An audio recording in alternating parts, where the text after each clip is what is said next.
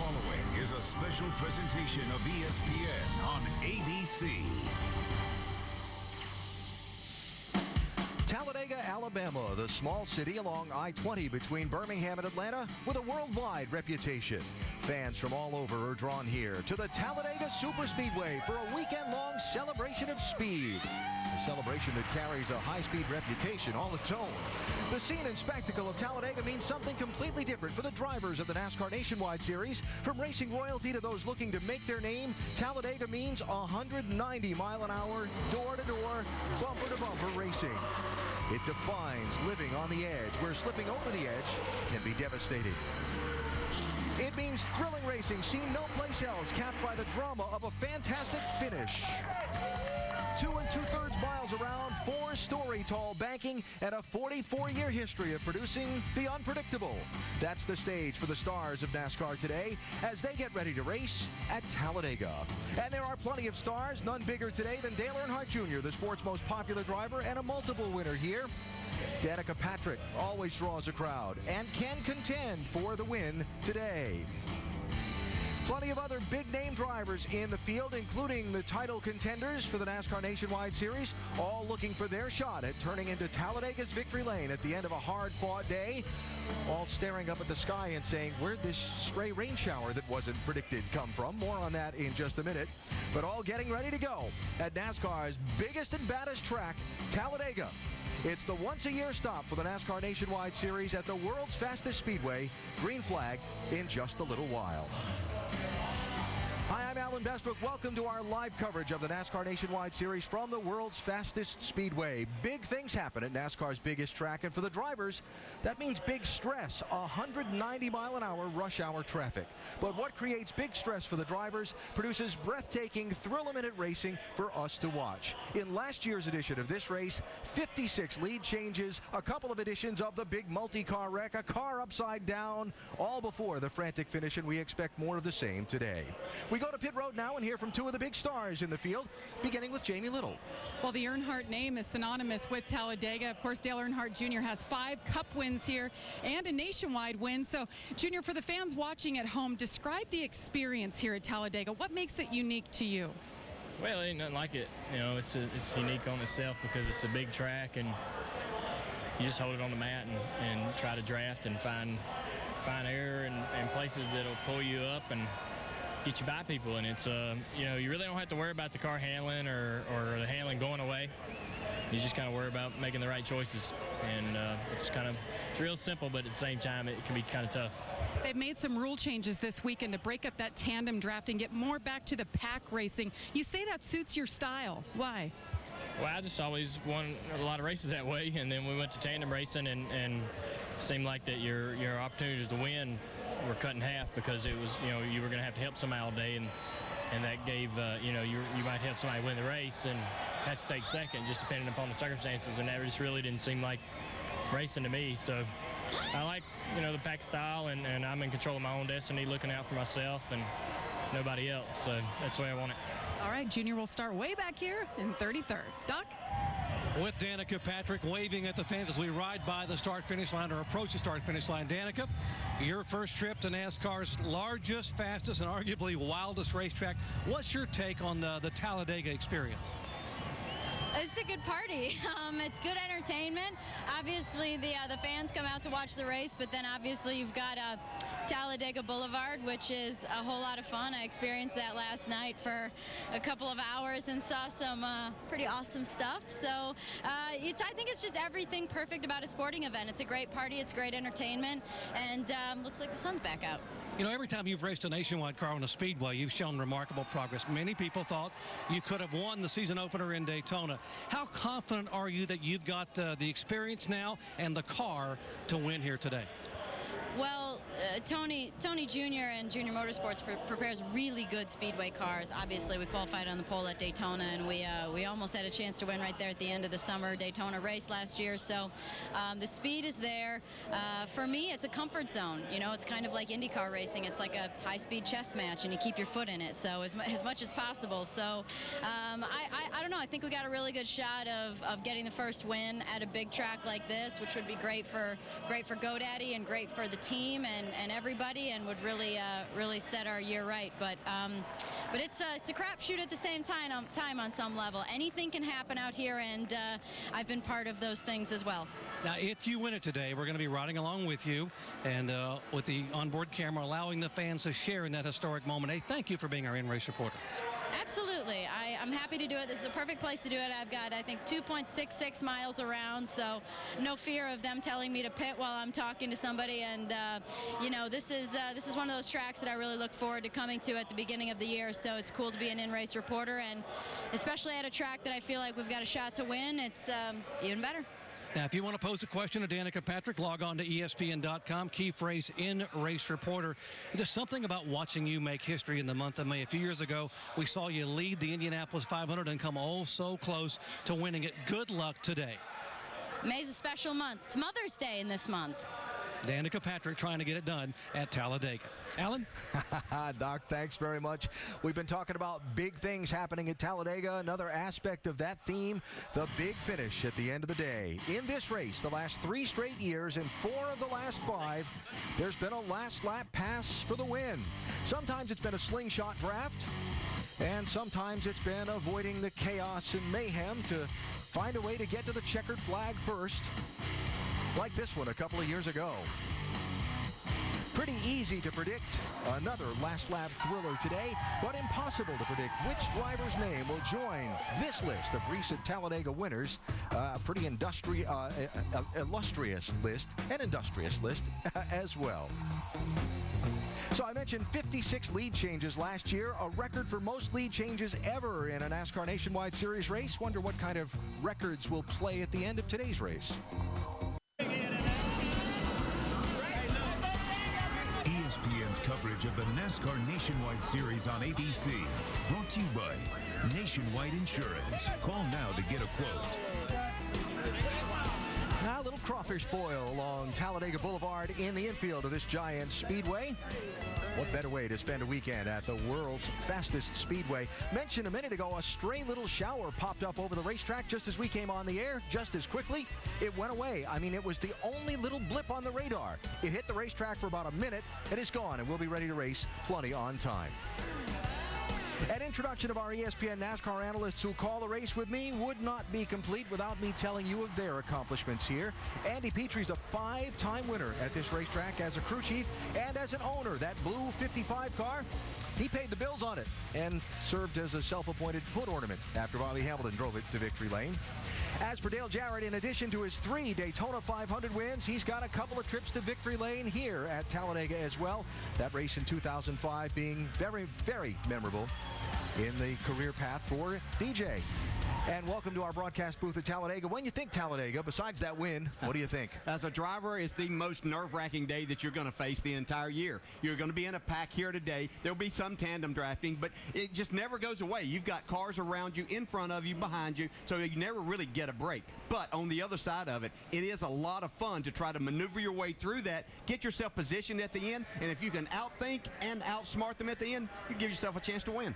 Yeah, I think about just how massive, how big this track is and the speed involved and the unpredictability of the way it plays out. Most races, you can kind of tell if you're going to have a chance by about halfway. Here, you never know. I mean, if you can stay on the lead lap here, you've got a chance to win this race. For a lot of years, the racing here at Talladega was all the cars in a pack draft.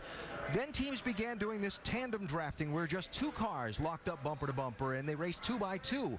Fans said they didn't like it. NASCAR has made some rule changes to try and bring back the pack. Yeah, they changed the rules a little bit for Daytona to try to enhance more pack-style racing. They changed it even more here. They closed the grill opening up some more. You can see the little panels there that close it up. And they wanted to try to get away from these 2 cars that can just push each other with incredible speed once they get mechanically linked up.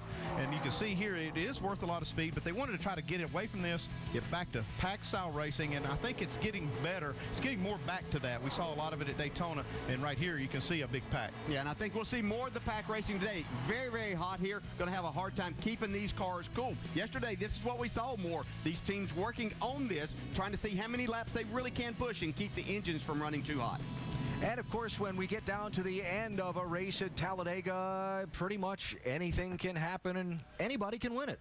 opportunity today for anyone and everyone that's in this race. If you can keep this car, the four wheels going on it and the fenders on it pretty much, sometimes that's not even a requirement, but you can give yourself a chance. I always like to say at the end of this race, you need to be moving forward. You want to find somebody that has a fast race car that can help you get there. You can have that chance to win. And even if you don't have the fastest car, you can use the momentum to get to the front. If you can time that momentum to start making your way to the front, you can get there. But this is what can happen at Daytona. We saw them all up front. The momentum was coming from behind, and the track just closed up.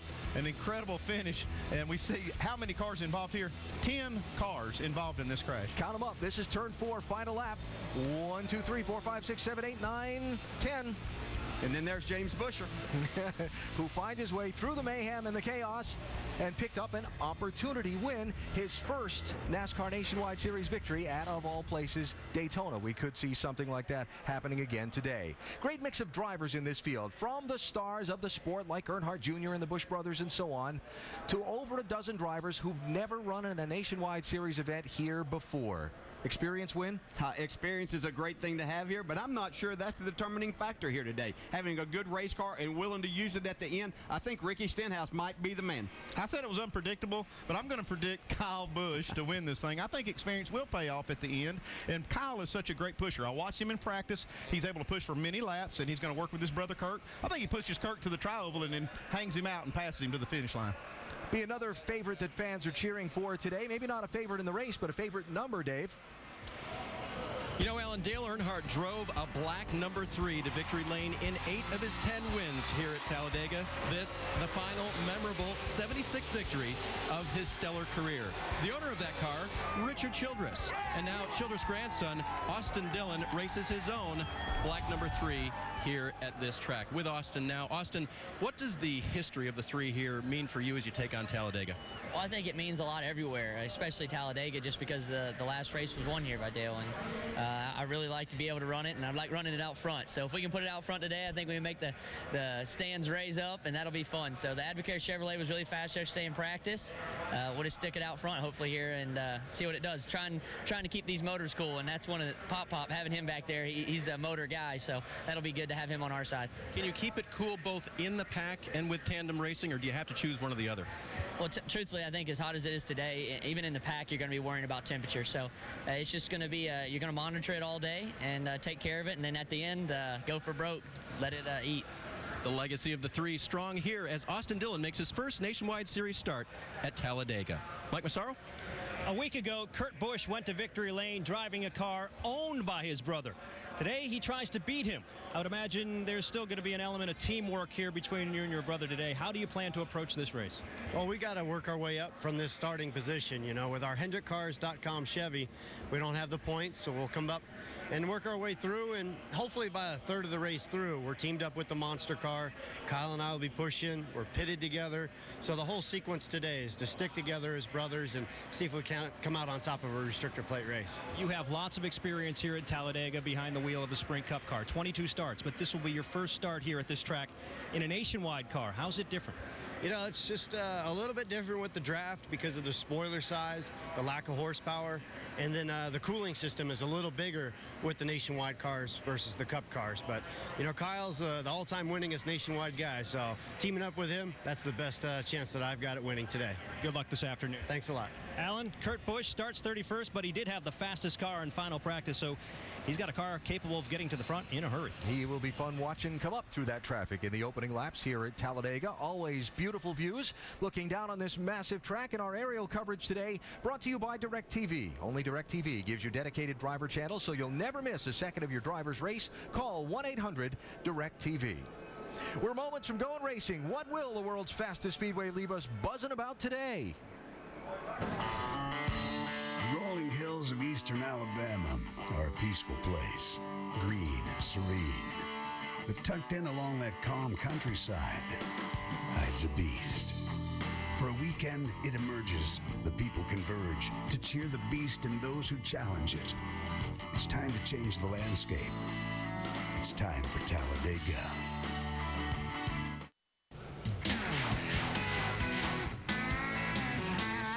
Talladega, Alabama, a name carried around the world through the exciting competition at Talladega Superspeedway, where the NASCAR Nationwide Series goes racing momentarily. Because of rain here on Thursday, qualifying was canceled, so the field lined up according to the NASCAR rulebook. That's basically by points, putting the top two in the championship, Elliott Sadler and Ricky Stenhouse Jr., side by side on the front row. Richard Childress Racing has accomplished a lot of the Nationwide Series, Jamie, but never won at this track. Can Elliott Sadler do it today? Perhaps he could. He's starting here in the #1 spot, talking to his crew chief here. Elliott, I know there's a lot of unpredictability at this track, but what is your plan to start this race? Well, I tell you what, this race is kind of a wild card race, Jamie, as you know, and with the new rules that we have on the radiators, we really don't know how hot our engines are going to be, so we're really going to play it by feel. Right now, we want to stay up front. We want to keep that track position, so if anything happens behind us, but we're definitely going to try to take care of this one main financial car and try to be there at the end. This race is so chaotic a lot of times, and you get bit by the bug sometimes here, but we're just going to try to play a good, safe race, save our engine temperatures as much as we can, try to go get them at the end.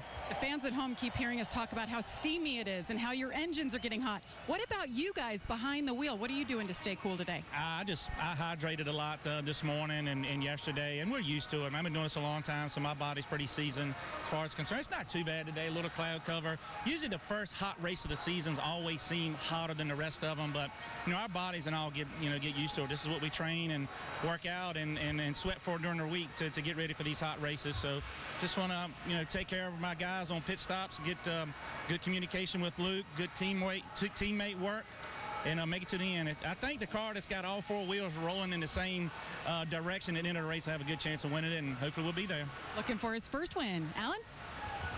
Jamie, thanks. And Sadler's rival for the Nationwide Series championship, Ricky Stenhouse Jr. from nearby Mississippi, will start on the front row with him, separated by just 2 points, 2 positions on the racetrack in the championship, both with 2 wins so far in this season.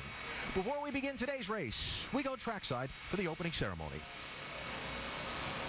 At this time, please stand and remove your hats as the Alabama Army National Guard presents our nation's colors. Here to offer today's invocation is the Minister of Missions at Eastmont Baptist Church and Alabama Raceway Ministries volunteer, Reverend Billy Dickey.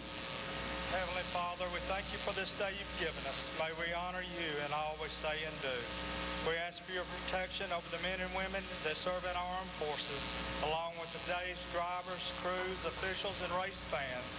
But more importantly, we thank you for your Son, Jesus Christ, who died on the cross to save us of our sins and eternal life. It's in the name of my personal Lord and Savior, Jesus Christ, I pray. Amen. Ladies and gentlemen, here to sing today's national anthem, please welcome Curb Records recording artist and Alabama native, Tim Ducker.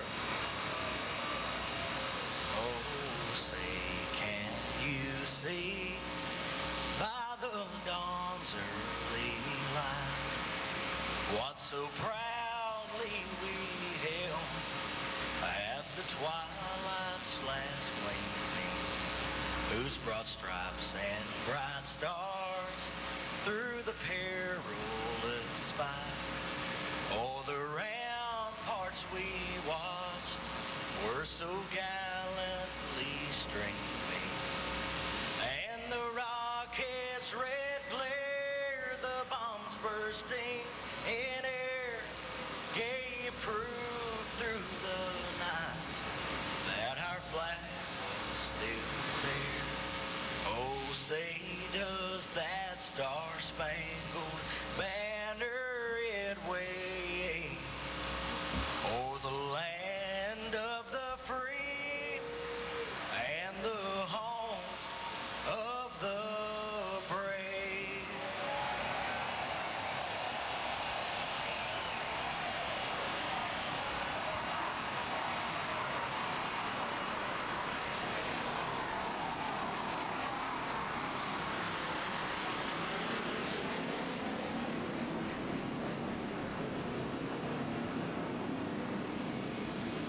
Time to race at Talladega. This last moment before the drivers climb aboard, one to share with family, friends, team, or alone in their thoughts. We go racing after this message and a word from our ABC stations.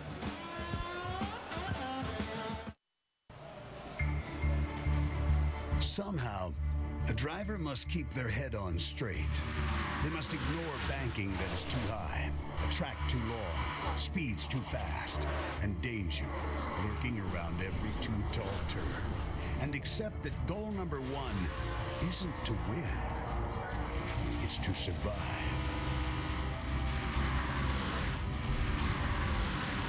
Just getting to the checkered flag is so difficult at the biggest, baddest track in NASCAR, where the command to start engines is moments away at Talladega Superspeedway, the once-a-year visit by the NASCAR Nationwide Series to the world's fastest speedway.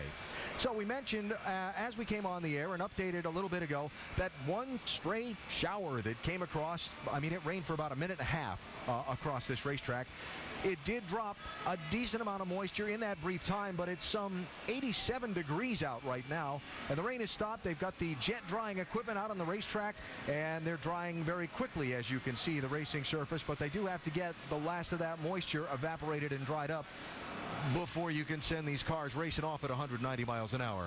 Yeah, here you use up every inch of this racetrack, so it won't take long to get that, as you said, with the temperature here. Momentary delay in the command to start engines gives us a chance to talk to a couple of more drivers before they set off on their journey. Doc? And I'm with Brad Keselowski, 2010 Nationwide Series champ. And Brad, this place has been good to you. 2 wins, your first Cup win in a wild finish, and the first win in a Penske car here in 2010, another wild finish. What is it about you and this Talladega Superspeedway? Well, I don't know. Talladega has just been good to me, and some of it's good luck, and I like to say some of it is recuperating from all the bad luck I've had at Daytona, which is kind of the sister track. So it's funny how that all works out. We're ready to have another good day here today with the Discount Tire Dodge. We had a great run going at Daytona, ended up second, and I'd like to get that one more spot here at Talladega. A lot of rule changes. Drivers saying it may be pack racing, it may be tandem racing. What do you think is going to happen today? Both. I think you're going to see both, and it's going to be a mixture of everything. And whatever one you like, if you look hard enough, you're going to see it. So I think the Nationwide cars are going to put on a great race today. Hey, good luck to you. Thank you. Back in Daytona, he pushed teammate Sam Hornish to the lead. Today, he hopes Sam Hornish can push him to the win. Alan? Would not be the first time that the Michigan native has gone to victory lane here at Talladega Superspeedway. Doc, he's got a Sprint Cup win, and 2 years ago in this Nationwide Series race. In that red, white, and black 22 car, pushed to the front, ahead of all the mayhem happening behind him. And Brad Keselowski scored a win at Talladega Superspeedway. That was in 2010. The live scene at Talladega Superspeedway in Alabama, getting ready for today's NASCAR Nationwide Series race. The Aaron's 312 getting set to go on a steamy afternoon. Temperature some 87 degrees. What was about a 20% chance of a shower? Well, we got the 20% briefly, but the track is quickly drying. It is not raining anymore. There's nothing on the radar. And NASCAR is saying in less than 5 minutes, they will give the command to start engines and roll this field out onto the racetrack. Gives us the opportunity to squeeze in another quick break so we come back and see as much of this thrilling edge of your seat racing as we possibly can show you. The engines fire at Talladega next.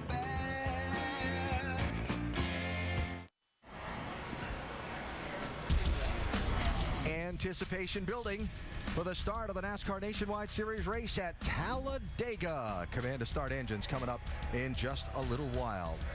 This is a day where some of the underfunded underdog teams with experienced drivers have a chance to kind of get into the mix. Kenny Wallace, a good example. Yeah, don't count anybody out of winning this one, and this is one I think could be a dark horse. Kenny Wallace in this 99 team. It's basically his 09 team he was driving before, and I think he'll have a shot. Kenny's brother Mike has a reputation for being terrific in the draft. Yeah, he's starting back in the 19th spot today, but don't expect him to be there very long. People like to hook up with this man because he knows how to go to the front. Then there's Joe Nemechek, a 2-time winner here. He almost won this race last year. And he has won here quite a few times, so he'll be a good pick. So anybody's race, pretty much, though at the end, experience can tend to win out. That doesn't mean it has to win out, but it can. The little rain shower that has delayed the start ever so slightly is gone away. The track drying is just about finished up, and the drivers are aboard their cars for what's going to be a stressful, hot, grueling day behind the wheel in the 190 mile an hour rush hour traffic that is the draft at Talladega. We need those famous words right now. Race fans, it's time for the most famous words in motorsports. Here to give the command to start the engines, please welcome back our marshals for today's race. From the Wounded Warrior Project, Marine Corps Lance Corporal Mitchell Underwood, Army Specialist Casey Wade, Marine Corps Sergeant James Rivera, and Army Specialist Andrew Coughlin. Drivers, start your engine! Bring it in. All right, fired up. Ready. Motor's running.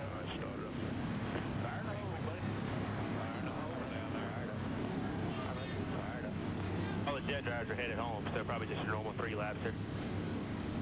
10-4. Got a copy, Josh? You're running, everything good?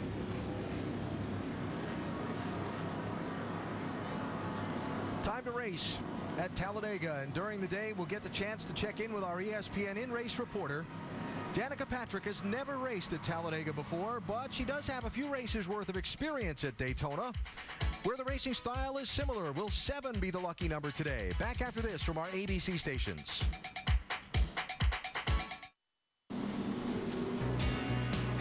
They are flying around Talladega Superspeedway, and the race hadn't even started yet. The Talladega Municipal Airport, literally right behind the backstretch of the racetrack. One of the jets that was in the flyover doing a little touch and go back there. And the cars rolling onto the racetrack to begin 3 parade and pace laps before the green flag to start today's race. Our ESPN in-race reporter today, driver of that neon green number 7 car, Danica Patrick, in her first Talladega try. Dale? Danica, Dale Jarrett, the ESPN. You have a copy? Copy. Danica, we'll go right to our mailbag, and Cody from Prescott, Arizona is asking you, how confident are you feeling about the tandem drafting, and do you prefer pushing or being pushed? One or the other. They both have their pros and cons. When you push, you can't see, but you're a little safer from a potential spin, and when you're being pushed, you at least can see, but you know, it's in someone else's hands a little bit, so pick your poison. Yeah, I understand that. You ran most of your practice with Cole Witt yesterday, but you did get out with your owner, Dale Jr. Is there a plan for the two of you to hook up at some point today? You know, I think you're going to end up picking up whoever you find out here, but you always have your sort of people that you feel the most comfortable with. So if Dale and I are near each other, then I'm sure that we'll be very comfortable running together. And you know, I think it's fun. I think I think the fans sometimes want to see that kind of thing. So, but it mostly depends on who you're near. Well, I'm sure the fans would love to see that. So let's fast forward to the end of the race, last lap. You and Dale Jr. are battling it out for the win. What happens in your mind? You know, that's a tough one. You're putting me in a really tough spot, but I think it's going to come down to where you are. If you're out front and Dale's pushing me, then there's a chance that he's going to get me, and vice versa. But it's a junior motorsports race in the Nationwide Series, so maybe he wants to see his team win. I would be up for that. I'd be up for my first win in NASCAR. So, you know, if you want to go float that idea to him, maybe you've got some pull there. All right, thanks for talking. I'll see if I can work that out with him. Have a great day.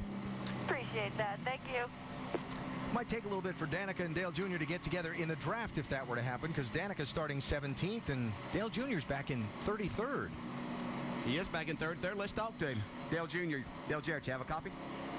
Yes, sir.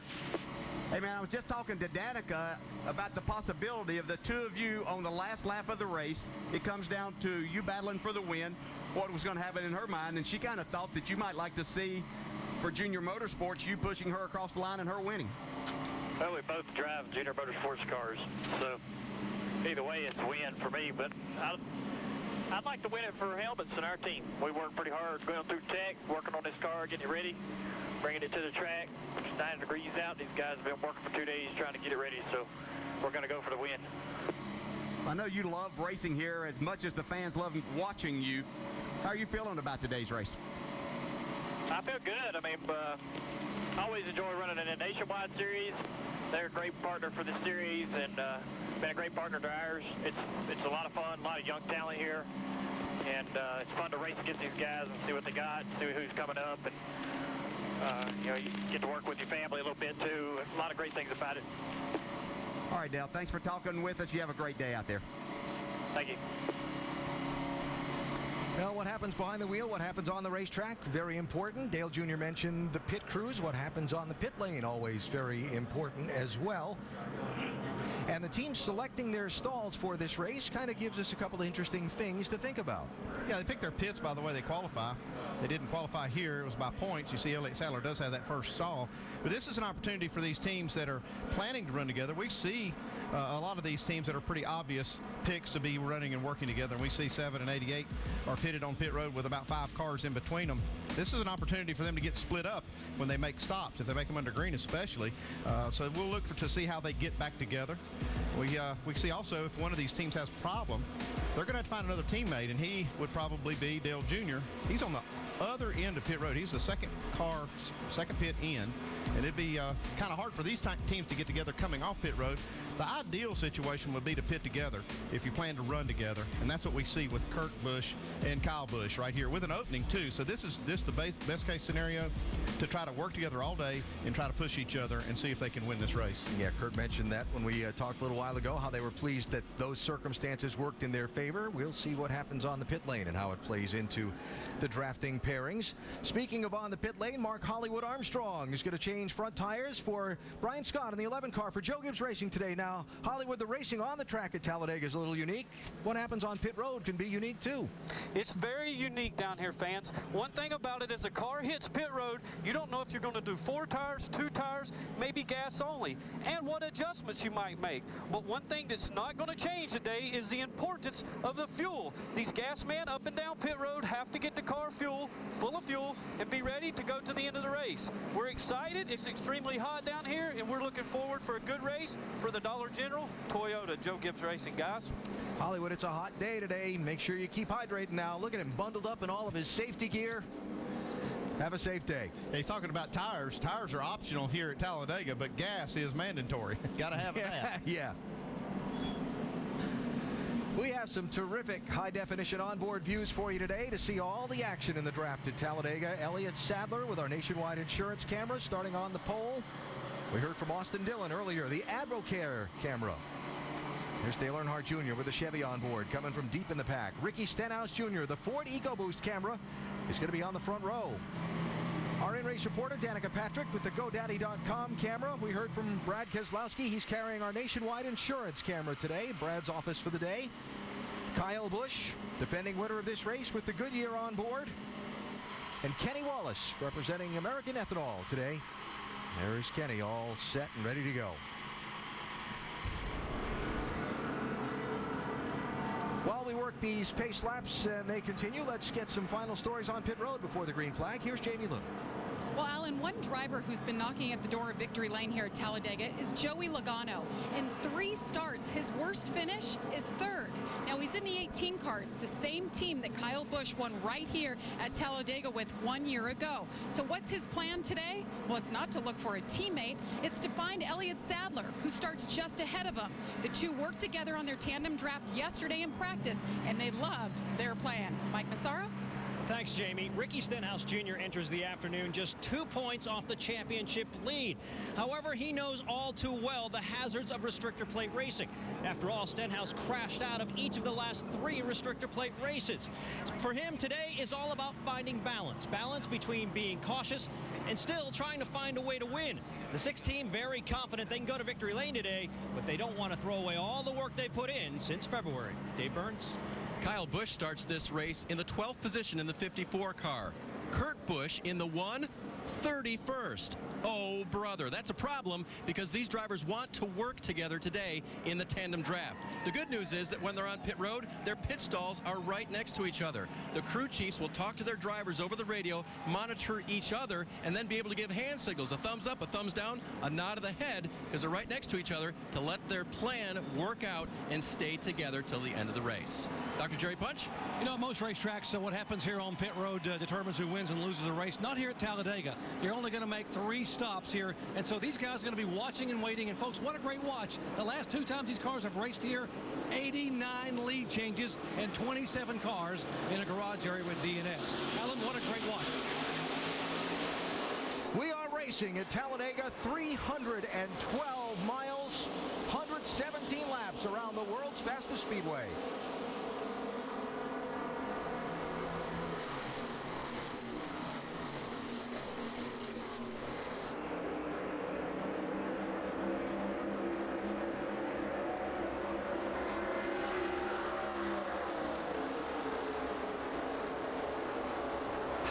The rule changes designed to bring back the pack and break up the tandem drafting play out on this hot, boiling day. Well, you can already see just this first lap, the two cars on the outside lane with Logano and Elliott Sadler still touching each other, but offset quite a bit. But Stenhouse lost contact with Kevin Harvick right off the bat. Yeah, and all you have to do is get just detached from that bumper, and it dramatically slows your speeds. Elliott Sadler in the 2. Will lead lap number 1. It's Joey Logano in the 18. Second, 38 is Brad Sweet, one of more than a dozen drivers making his first ever drive at Talladega in the NASCAR Nationwide Series. I don't know exactly what Hornish is doing there. He's all by himself in that high lane. Hornish in the yellow 12. Looks like Hornish might be going to the back, try to stay out of trouble. I think Kevin Harvick might have been in that plan also. I wondered at first if Harvick might be having some kind of issue, but I think he just got himself in a position that he wants to be. Try to wait till towards the end of this. Probably is, because there's his Penske teammate, Brad Keselowski, in the 22, headed for the back. I didn't want to leave him hanging there, but it didn't work out. Yeah, 10-4. Kevin Harvick's radio. I think that plan might have been a little bit in what he's talking about. He was on the bumper of Ricky Stenhouse. Elliott Sadler obviously drives. He wanted him to get that point for leading the lap and really not help Ricky Stenhouse's cause. He's trying to win this championship. A little politics going on in this opening lap. Austin Dillon in the 3. 7th place, Kevin Harvick, 33, is his teammate at Childress Racing, but again, they are separated by the Daytona winner, James Buescher, in the 30.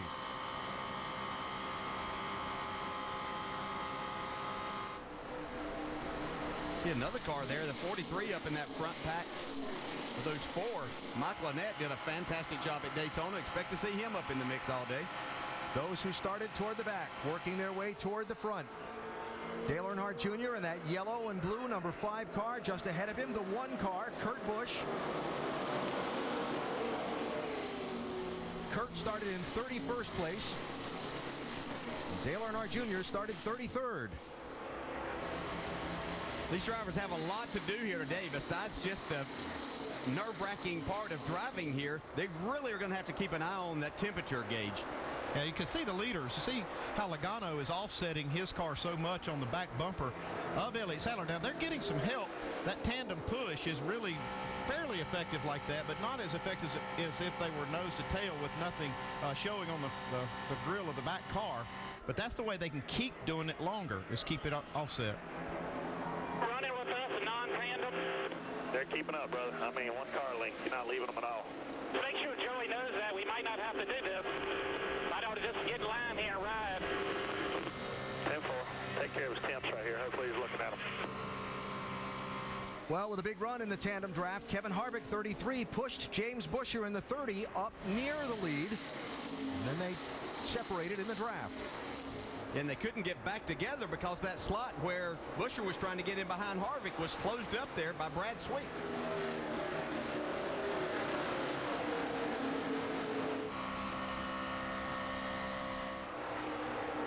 Clear high. Got 2 coming up behind you quick. Coming inside. It was about 4.5 laps that Joey Logano was able to push Elliott Sadler. Now they had to make the switch so they could get the 18 car cooled down. That lets Harvick take the lead. Harvick 33, Brad Sweet 38, Michael Annett 43. And you can see the way they were doing that, though. They really weren't getting away from anyone, and that's what Elliott Sadler was talking about there. If they weren't going to do it, there's no sense in trying to do that if it wasn't going to be a big advantage. He was having to pull out to keep from being able to do that, get too much air to the front to get away. Here comes Kyle Busch, 54, pushing James Buescher in the 30. Austin Dillon in the 3 with Joe Nemechek in the 87. Mentioned Joe as being the threat to win this race. Now, this is the most effective way to make it work. You saw how they were nose to tail. That's really fast. They can only do that for a short time, though, with these new rules. Cars get extremely hot. And it's a really hot day today, so it's going to be hard to do that very long. Familiar sight at Talladega, different circumstances. The 3 to the lead. Austin Dillon to the point.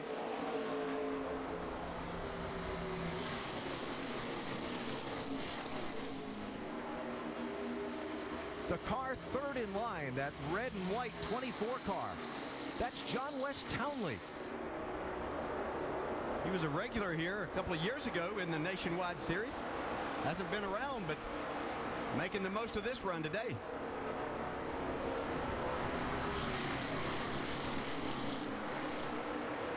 That is so close. Whoa. See Junior in that shot. He's gained 26 spots since the race started. Only 6 laps. 7 laps now come to the line. 3 wide, 4 wide. Yeah, it looks like the last lap, the way they're driving here. That's what we'll see all day long. It's just the run that you get. You want to stay in the throttle as much as you can. Make use of that time that you're putting, that you're getting that push or making the push for the driver in front to try to get yourself back into some fresher air. Dale Jr. pushing James Busher. Let's see if they get all the way to the front. I believe they've got enough of a head of steam here to make it happen, and they haven't been hooked up so long that the 5 car should be running hot yet. So see Junior getting him to the front. Now what will he do once he gets him there? Suggesting he might abandon the push position in the draft and go for the lead. That's maybe the not best this place lap. to be. Not this lap. The last lap he would, for sure.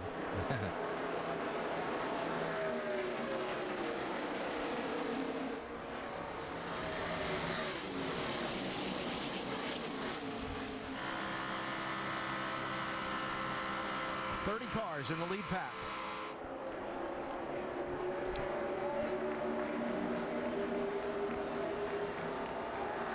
They got a big enough lead now they could swap positions and still keep the lead. Yeah, but they'd close quickly once they made that. Yeah. Once he pulls out of line.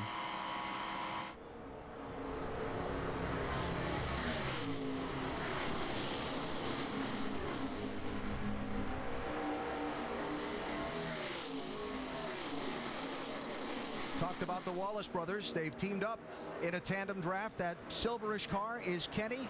Right behind him in the black and yellow is Mike. 3rd and 4th place for the moment. Both of these drivers excellent at this type of racing, so you had to know this was going to take place. See Mike trying to get some air to his, but now they've not attached anymore.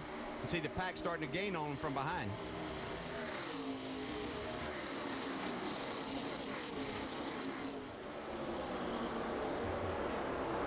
Darting and ducking around in traffic. Kurt, remember he said it's going to take about a third of the race to catch up to brother Kyle? Well, that's Kurt in the 1. That's 10 laps it took. And Kyle in the 54. They lost contact here, though. Like Kyle got a big run through the middle. Yeah, that's your responsibility as that front driver. You're getting that big push right then, but it feels good at the time, but next thing you know, you're going to be in trouble as somebody else that's teamed up comes flying past.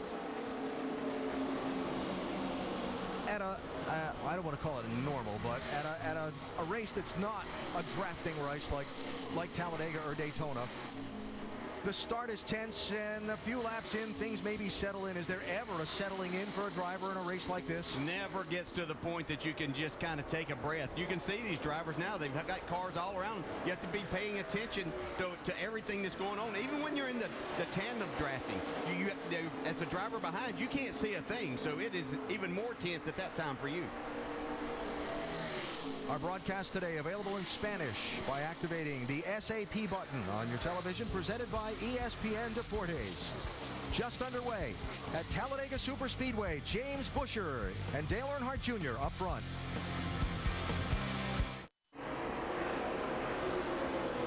The NASCAR Nationwide Series live at Talladega. And a scramble for the lead in the early going. The Wallace brothers, Mike Wallace 01, Kenny Wallace 99, pushing to the front. 18 Joey Logano, 2 Elliott Sadler coming by. You see Kenny Wallace push Mike all the way up through there, but looked like they had done it for a while, and the 99 car probably got hot, and he had to get out of there. Yellow car, Dale Jr., and back of the picture there, black with green trim, James Busher, were the leaders when we went to break. They have been overtaken by this group after they separated in the pack, separated in the draft.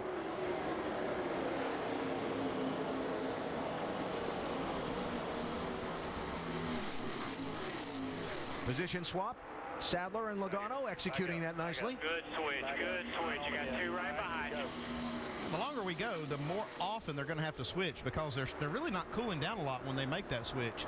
They're not going all the way back down as low as they'd like. They can only get to maybe 220 as a low. And so 220 to 250 is about the range that they can run. They have to switch a lot more often as we go here. One of those drivers with not much experience up front there, Ryan Truex in that 20. I talked with him a little bit this morning about this. He said the tandem drafting was something that was different for him. He was trying to get used to that, but he had a great time in practice, was looking forward to today. Putting it to good use right now. Up there with Joe Nemechek. Truex, 20 years old, from New Jersey. Let's check down a pit lane, Dave. With Tony Eury Jr., who is a crew chief for Dale Earnhardt Jr. Of course, this race is not very old, Pop, so there's a lot left to discover, but we were watching Jr. be the pusher for a number of laps. There looked like maybe 10 laps. Is that something you were anticipating he could do? That's what we worked on to do.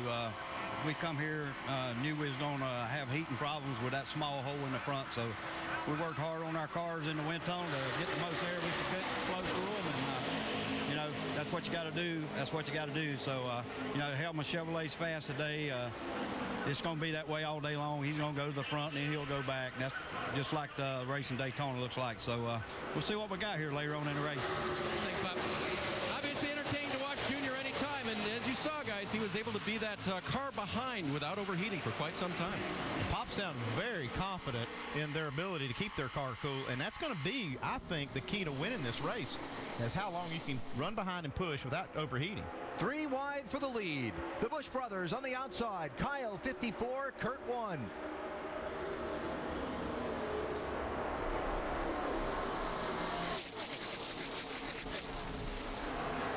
I'd call this a hybrid pack. It's a pack of cars, and they're about half of them are tandem racing. Yeah, but even being in these packs like this, they're having a hard time keeping these cars cool. You have to make sure that you get plenty of clean air to that radiator to cool these down, or you're going to be in serious trouble. And once it heats up to a certain point, you're going to have a difficult time with the temperature here today of getting it back cool.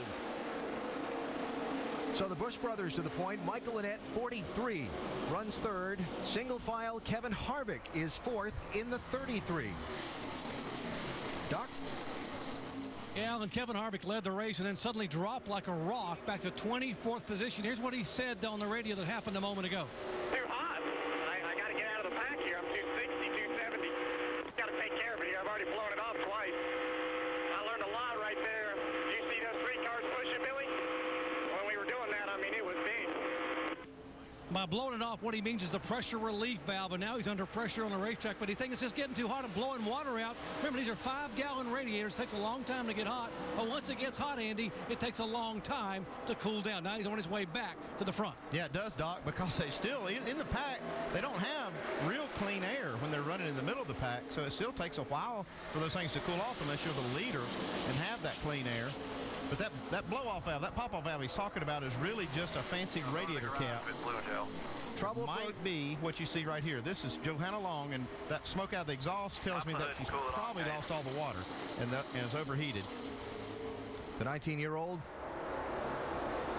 one of the many drivers making her Talladega debut in the Nationwide Series, but is not going to get all the laps she was hoping for today. Yeah, and as a driver, your only way of knowing this is there's a vent tube that comes out, and it will blow the water. When it gets too hot and the water starts coming out, it comes out on your windshield. And then so what happens when you run out of water, your temperature gauge actually goes down. You think you're okay. You think everything's fine because you're not overheating. Yeah. Well, the reason you don't see that is because there's no water to read on the gauge. Yeah, it's not blowing any out, and your temperature gauge doesn't show any, so. The next thing you see is just what we saw with Johanna Long. Little windshield tear off flapping around on the 88 car. Yeah, and that could be, it's not a bad thing for Junior, or I'm sorry, for Cole Whitt right there as you see that. We saw this yesterday in practice, but that gets on someone else's grill when it finally does come off of there. Then you could have a serious problem in a hurry. Yeah, that'd be done quickly. Yeah, it does have adhesive on the bottom of it. Caution. Caution is out. Wave them off. Caution is out. Wave them off. If they threw that caution for that 70 car blowing up, they're probably going to check for oil because she did blow that engine, look like. That's very, very psychic of you, because that's exactly the reason I'm just told now for the caution. Awesome. Okay. So I get it right every now and then. Expert of you is probably the better word. First caution of the race, 21 laps in, just over 50 miles into the event. Let's talk pit strategy, because it's different here than it would be at most places where tires versus fuel is concerned. Well, track position 2 is not so critical here because it's going to change so much all through the race. You're not really trying to get, I mean, you don't want to lose it, or you want to try to make the best stop you can, but they're going to pit, put tires on maybe. They'll put fuel in for sure. Tires are not going to help a lot, but if you got to put fuel in and you've got time, you might as well put tires on. I'd say a lot of two-tire stops we'll see today. Right now, especially, this is only 21 laps in. It'll take about a can of fuel. They can put a couple of tires on in that amount of time, so I expect to see a lot of two-tire stops and fill it up with fuel. Not an unusual thing in a race lately at Talladega where you're planning a 3-stop race where you'll change rights, then lefts, then rights. And there's one other thing. Some of these teams might start topping these things off with water because they don't really have a gauge in there to say how much water they have, and some of them have lost some water in the draft. So if we see someone making an especially long stop on the pit lane, that might be what's going on. Could be. We saw Matt Kenseth do that in the Daytona 500. His car was spewing a little more water than most, and so they wanted to make sure it was full. They made a pit stop and filled it up.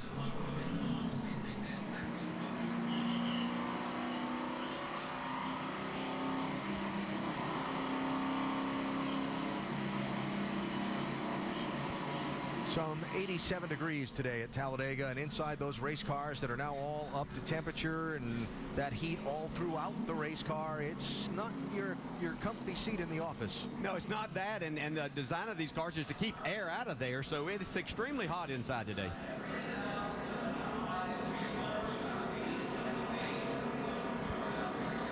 Showed you earlier how the Busch brothers had selected pit stalls next to each other on the pit lane. Now we get to see how it works out. Dave? And that plan coming together as we talked to you about. They will pit together. They will both take right side tires and a can of fuel. Kyle, no complaints about his car whatsoever. Kurt's car just a little bit snug, but good in traffic. Mike? James Buescher in the 30 car, very happy with his car, especially in clean air. The call from his crew chief, Trent Owens, 4 tires and fuel on the 30 car. They complete their work now as we go to dock. Same with Kevin Harvick, 4 tires. They lost half a tank of fuel, so they're going to have 2 cans of fuel going in, so all 4 tires on. We'll see what happens down pit road with Cole Whitt. Jamie. And Cole Whitt, 4 tires as well. He said, wait for us. We have to get this thing full as possible. We're just going to take our time here. We will be able to drive back up through the front. Remember, trying to keep their eyes here on the 5 and the 7 car. So there's some of the variety of strategies on the pit lane. And a variety of strategies being played not on the pit lane, as championship leader Ricky Stenhouse Jr. stayed on the racetrack to lead a lap and collect the bonus point toward the championship. He'll probably lead a lap sometime today, but he can guarantee he'll lead one there. So first caution is out. At Talladega Superspeedway, the action fast and furious on the pit lane. Here's Hollywood Armstrong.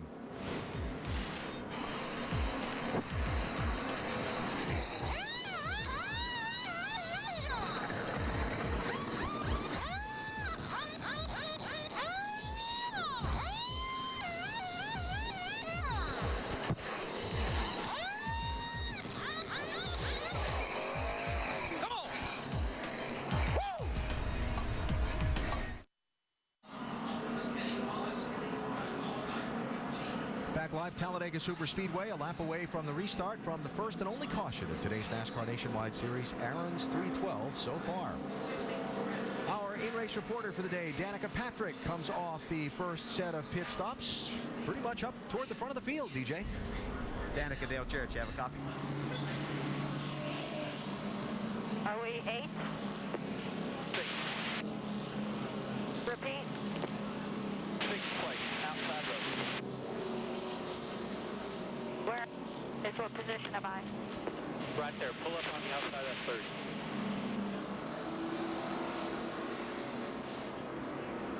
Danica, Dale Church, you have a copy? What? The 5 goes in front of us? Negative. I'm just telling you, he's in front of us in 87. 20 will be behind you. You're right where you're at. Copy. Temps got down to 190, 205, just so you know. A little busy there, trying to get all sorted out where the restart position should be. And just so you know, we do seek the team's permission before we go to talk to our in-race reporter. That, but sometimes things get busy, especially on these restarts and lineups. You want to make sure that you're in the right spot. We were watching the Sprint Cup race last weekend. Yeah, exactly. Kyle Busch and Kurt Busch. Remember, we saw them pit together. Well, Kyle's up the front of the pack. Kurt is going to be at the back of the pack. Why? Well, we'll show you what happened at the tail end of his pit stop. Watch that fuel can. Trying to get that last drop of fuel before he takes off. These new cans are a little harder to unplug than the old style cans used to be. Got to pull it just about straight out to get it to disconnect. Well, he started the race back in 31st, made his way up to the lead. Now he's going to restart 36th. Don't think you'll have any problem getting there. Got a good car there beside him. You see Ricky Stenhouse Jr. at the tail end of the field as well. He stayed out to lead a lap, would have been at the back of the pack anyway by pitting on that second lap of caution, but then when he left the pit lane, he made a mistake. Yeah, you have to stay below that yellow line all the way to the back straightaway here. Even under caution. You see Sam Hornish right there in front of him. That's the proper way of doing it. Doubled up for the restart. Kyle Busch, 54, black car, inside lane is the race leader. That's Dale Jr. outside of him in the yellow 5.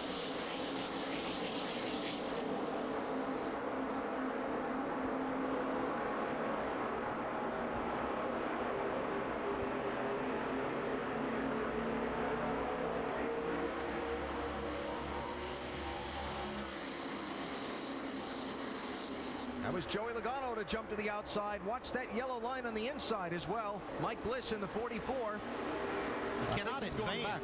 Yeah, you can't advance your spot. But you can pull down below that line if you're going to give up a spot.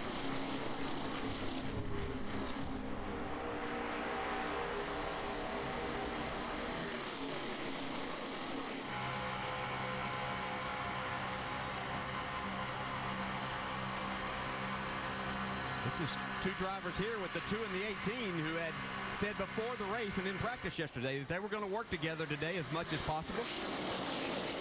As Dale Earnhardt Jr. goes to the point, drafting help from Joe Nemechek. That's two drivers that have a lot of experience and a lot of wins between them, but here comes the 18 and the 2 of Elliott Sadler. You see them dropping down the hill? That looked like a roller coaster. Well, they had a head of steam and a lot of momentum and needed a place to take it. There they did. Take the lead. You see that how quickly things changed there. Nemechek car probably running a little bit warm. He had to get some air to the front of his car. Now Junior has no help whatsoever going by him on both sides.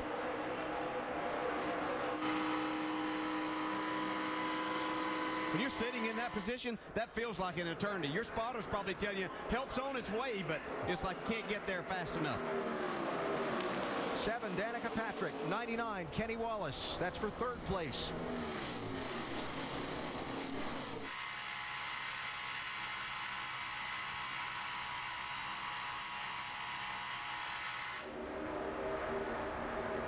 Looked like those front 2 might have separated ever so slightly off turn 2, and here comes the pack. Have 2 drivers there on the inside with Danica Patrick and Ryan Truex. Not a lot of experience there, but they've got fast race cars moving to the front.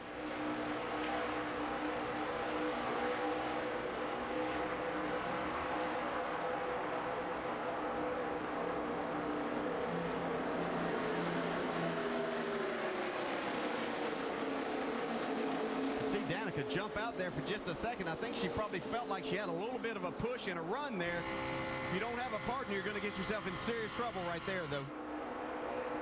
Front 2 separated. This will get interesting. And she might get some help from Kenny Wallace. This could push Danica Patrick to the lead. Might get there by herself with those front two separated. Well, now you see Elliott Sadler up on the bumper of Joey Logano. This is probably going to push them back out front. Outside lane, Austin Dillon 3, Dale Earnhardt Jr. 5.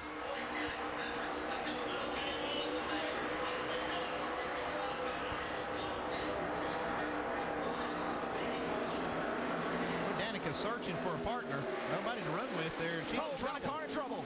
Turned in traffic. Brian Scott in the 11. Kurt Busch in the 1. Morgan Shepherd in the 89. 39 car, Josh Richards. Drove up into your left rear there. Had a push from the 40. Shepherd's car. No real, bad contact there. It could have been a lot worse. You see, that's, well. Jason Bowles. Yeah, Jason's got a lot of damage. Kurt Busch, he avoided what looked like it was going to be a hard lick right there after they came off the wall, but I think he got through it without getting too much damage. It's got tire marks all down the right side. Looks like some left front damage. Yeah, that's going to happen for him today. Of course, Brian Scott, I believe, is the first one that got sideways through the tri-oval. Came back across in front of the whole field. Watch the yellow car, center of the screen. Looks like Kurt Busch might have got into the left rear of Brian Scott right there. That's where Morgan Shepherd hit Kurt Busch.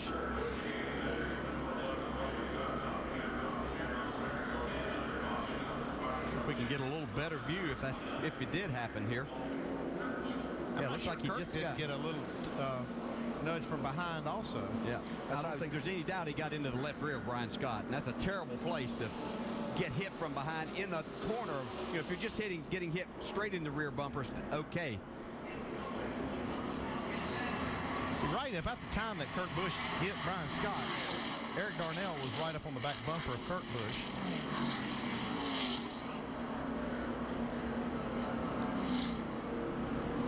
So did he put just that slightest of bump on Kurt's car at just the most inconvenient time? Yeah, and it's also close right there, and I mean that's the chance that you're taking running through there, especially being in the middle. Your car's a little more unstable in that type of situation anyway. Work on the right front fender. Middle of the back here, guys. Work on the right front fender. Hey, we talk about track position, and if you spend longer on pit road, it's not as big a deal here. Well, that's the one area where it can bite you. Kurt Busch had the penalty. Back of the pack again. Caught up in the wreck. Well, you can look at it both ways, too. I mean, he wouldn't have been in this wreck, obviously, if he'd been out front, in front of it. But we had the 22 car, Brad Keselowski, his teammate, also with Hornish. They're running at the back to try to avoid these kind of wrecks, but they were far enough back. Keep working on it a little bit there, buddy. If you're gonna choose that, then you need to be back far enough to where you have time to avoid that. Kevin Harvick is back there. We see Ricky Stenhouse Jr. is back there. So there were 4 cars, and as long as they keep that back there, they can get pretty far back from that and make sure they can avoid these types of situations. Kurt, on the other hand, was trying to get back to the front. Yes. He wasn't in that strategy of running at the back, so he kind of found himself in the hornet's nest. Pit road is open here. We'll see what we get for takers among the front runners. A lot, but not all. That's a good opportunity to go ahead and top off with fuel. Dave? Kyle Busch, a taker, fuel only. It'll put them in one of their fuel windows, which would be a very lengthy one more stop strategy. Mike? Michael Annette in the same boat, Dave. Fuel only on the 43 car. Pretty happy with their race car right now, Doc. And ditto for rookie Austin Dillon. Fuel only, Sunoco fuel going in. Whoa, and Dillon can't get out. He's blocked by the car in front of him. John West Townley. They got to back him up. It will cost him a lot of time here under yellow. Question is, how much damage on the front of that 3 car, if any? We can follow up on that in a minute. He hit Townley pretty good. So second caution is out at Talladega today for damage. Trouble in the tri-oval, which led to some trouble on the pit lane.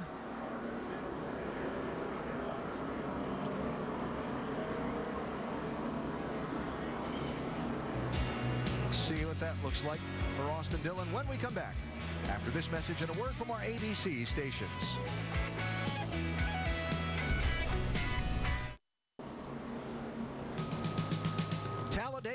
Alabama, and the Talladega Superspeedway, where the fans come to see thrill-a-minute racing that you won't find anyplace else. It was a little too thrilling for Brian Scott a moment ago. Turned out of traffic, collecting 5 other cars, bringing out the second caution of today's NASCAR Nationwide Series race.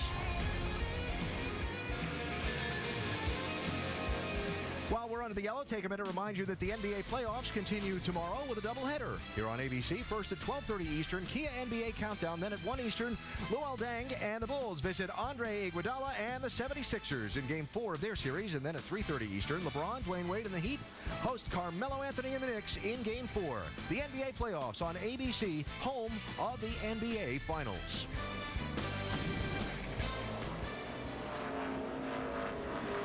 Here at Talladega, we are cleaning up from that multi-car crash that put us under the caution flag. We saw repairs being made on pit lane to some of the cars involved. We have seen a second pit stop here for Kevin Harvick. Doc, what's up?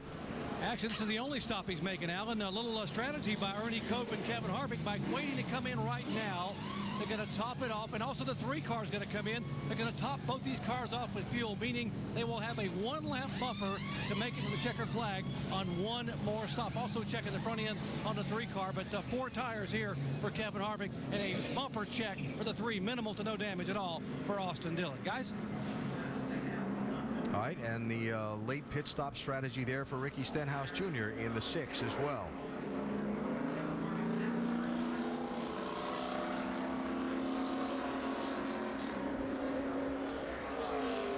Kurt Busch back on track after being involved in the accident a moment ago.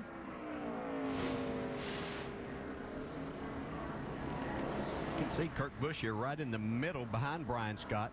He goes to make a move to the inside, just hooks the left rear corner of the bumper. And that's where the damage for the 1 came as Morgan Shepherd was forced down. Dave? Kurt was on pit road 3 times to the attention of the crew. Nick Harrison's the crew chief. Nick, how is the car? I think the car's okay. The biggest concern was the toe end getting knocked out.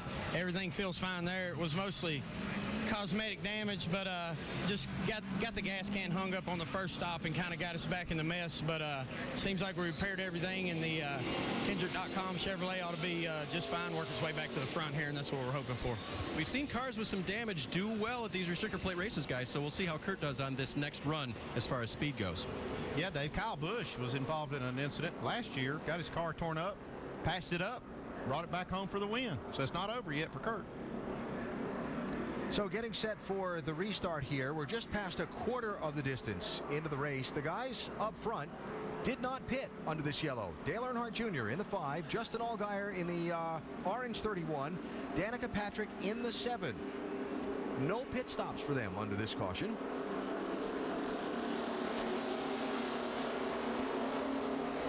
Green, green, green. And here we go.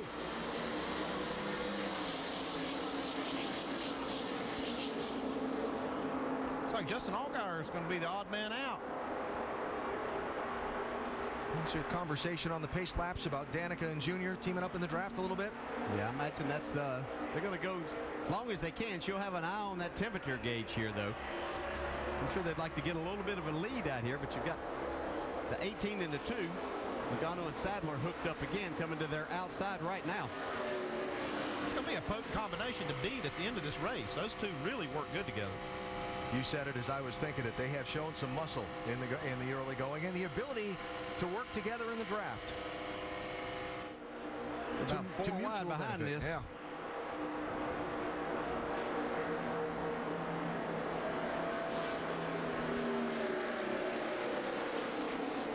Allgaier finally found him a car that he can get with his teammate, Brad Sweet. It was Brad's first time here, but he's doing a nice job so far.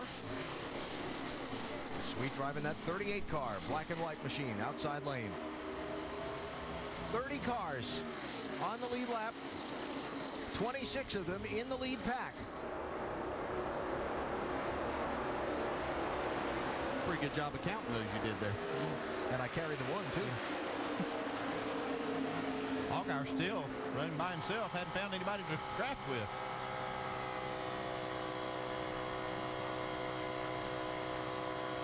looking ahead, watching that patched up one car from Kurt Busch.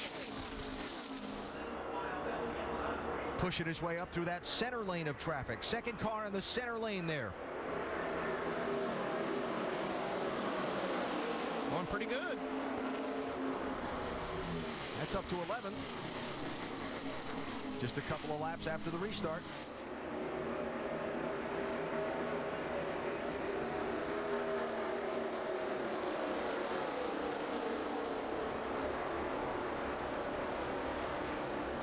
Look how far back these Penske teammates are.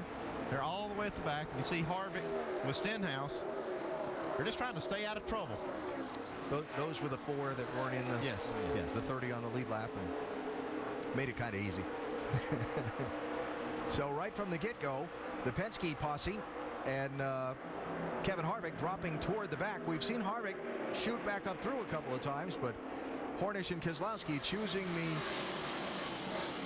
try and avoid trouble strategy for the beginning part of this race. One thing that'll do too is it'll allow Harvick, we heard him say he was inside of a fuel window, to make it on one more stop. That strategy will use a lot less fuel. Front 10 there, single file.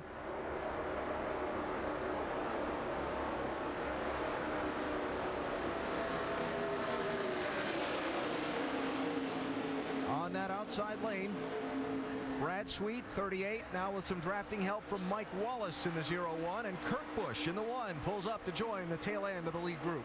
It's like Kurt Busch has been able to do that almost by himself. Yeah, he's done a lot of it by himself. But he's very experienced at this, and he's only a few cars behind, getting hooked up with his brother, Kyle, who's just about 3 cars in front.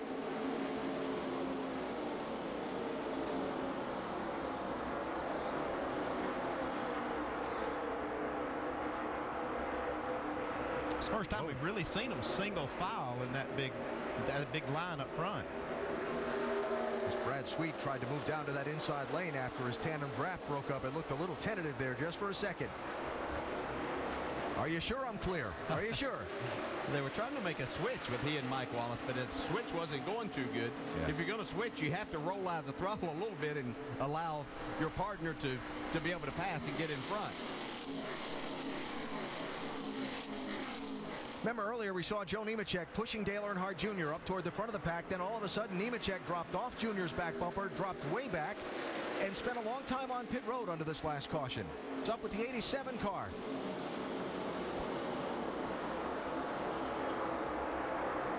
They word from pit road is added water to this 87. Yeah, I'm surprised we haven't seen more cars have to do that. I really think that's what a lot of this racing right now is about, is just a little bit of conservation and giving yourself an opportunity, because you can't run like this, not have to be tucked right up and get plenty of air to your race car and to that engine to not put yourself in a dangerous situation. Talked about how stressful this driving is for the racing. Does there come a point when you've seen that first wreck, you're in the middle of the pack, you see that car get turned into the wall, where it changes your driving for a little bit? Oh, I think that's probably what, but between that and the temperatures of these cars, that probably has calmed this down. We always see a point in time, or we used to when we had the pack racing, that things would get strung out. Everybody wanted to relax just for a little bit because you know how frantic things are going to get at the end. Well, it might be calm for a second, but it won't stay that way for long. They'll get restless. Everybody wants to be out front. Joey Logano is the one out front at Talladega. He has come so close. Never finished worse than third in 3 tries, but he's also not taking home the win yet.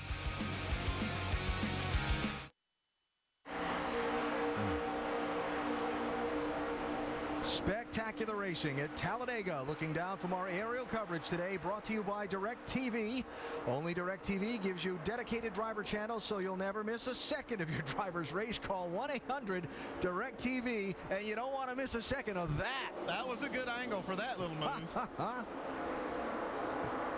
Joey Logano to the point. Mike Bliss in that 44 got pushed to the front by Kevin Harvick. You know, what was so impressive about that was, yeah, Joey Logano can see where he's going. Elliott Sadler has no idea where he may be being led right there and the moves that they might have to make, because he can't see those cars that are blocking his vision as he looks through the 18. But wow, what a great job. I can imagine just holding on to the steering wheel. Okay, I don't know where we're going, but we're going there quick. Yeah, we're going fast. Wherever you go, I'm following. 7 cars shuffle back a little bit there, Doc. Yeah, absolutely, Alan. A moment ago, she was running a 4th spot right behind the 5 car, and they kept telling her, stay in the tire tracks of Dale Jr., the 5 car, and hug that yellow line. Stay there, stay there. And then she radioed and said, water temperature 260 and rising. They said, you got to breathe it. She put her nose out and got shuffled, and now she's lost about 7 or 8 spots. Guys? Welcome to Talladega. Yeah, that's just one of the things you got to really protect, because at the end of this thing, you got to have a radiator that's full of water so you can push. Yeah, and you know, in just a few years past, just a few races really with all of this going on, so we see some debris flying. I believe that's probably some tape off the 1 car going up there back there. But you used to be able to make a difference in that. You could come on a pit stop and take a little bit of a tape off that. Don't have that option this day and time. NASCAR mandates the size of that opening. Whoa, look out there. Joey Logano a little sideways off the bumper of Elliott Sadler. Nice save at 190 miles an hour. That was incredible. Incredible save by Joey Logano.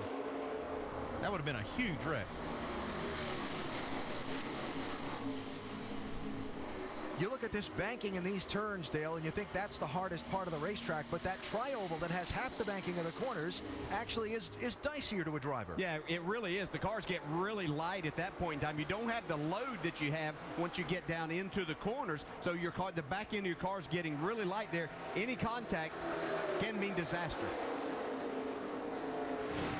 Scary moment for Joey Logano. Mark. Coming back to you here on your bumper. Whoa. You can see that, just that little bit of getting hung up on the very right corner of the bumper there. These bumpers don't line up that well because of how rounded they are, and so when you get off the center of that, then it really makes a huge difference. And that they have to run offset so that rear car can stay cool enough, and Elliott's doing a good job of that, but that is the danger. Pit road, Jamie.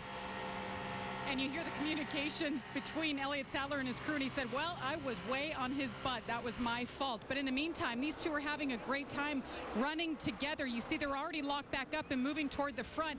Elliott Sadler saying Joey Logano has been, quote, textbook on the restarts and as far as pushing and doing the tandem. These two are a threat. Alan? Very much. I agree. I think these two have kind of shown their hand on what they can do today. The question is, who out there has not shown what they can do? See the Wallaces paired back up again. Mike and Kenny. 0199, that outside lane. And in Logano getting shuffled off the front bumper of Elliott Sadler. Dale Jr. went to the point in the 5 with the Busch brothers, 2nd and 3rd. How about the leader, Dave? You guys talked about pushing another car earlier and the dangers of doing that and overheating your car. Well, we saw Junior push early in the race, about 10 laps in a row. Do we think he's learned what he needs? Listen to him under the last caution. Gotta ask if you'd like a push on this restart since the 7 will be in your mirror. Not really. Not necessarily. I don't really think we need to do any pushing till the end unless, for whatever reason. I don't really know why you'd want to do it otherwise. I know what I can do. I'm ready to do it when the time comes to do it. Now, as you heard, he was discussing being pushed, so he's seen both sides of the spectrum. And what do you think that thing is that he was talking about that he knows how to do here, guys? That's one of the guys that hadn't shown his hand yet. Yeah. I think there's a few more. At the very back, you got Brad Keselowski and Hornish, and we haven't hardly talked about them at all because they're just hanging back. Yeah, it's something I think that Junior's learned about his cars, how much he can push and get him and another car out in front of the pack, and then that would allow them to settle it between themselves. Dale Earnhardt Jr. 5 NASCAR Sprint Cup Series wins, 1 NASCAR Nationwide Series win at Talladega. He's going for another one today.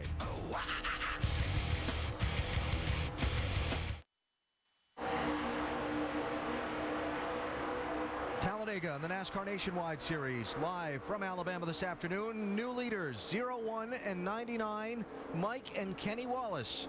Talked about them just before the start of the race as being underfunded teams with experienced drivers that have a chance to shine today. Here they are side by side for the lead. Big line coming outside. Still coming outside tight right here. Short-lived. They did the tandem draft to get up there, but then had to separate, and here comes the train. Yeah, the switch wasn't very smooth between the brothers there.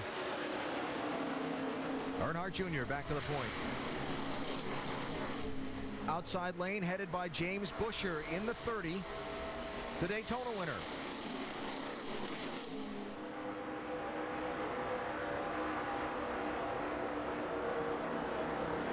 Second in line behind Busher in that outside lane. Guy making his first NASCAR Nationwide Series start here at Talladega. Josh Richards in the 39. He is a lap down in that car, but right behind him in the 15 car, white and black there, another Earnhardt. That is Jeffrey Earnhardt, Kerry's son, Dale's grandson.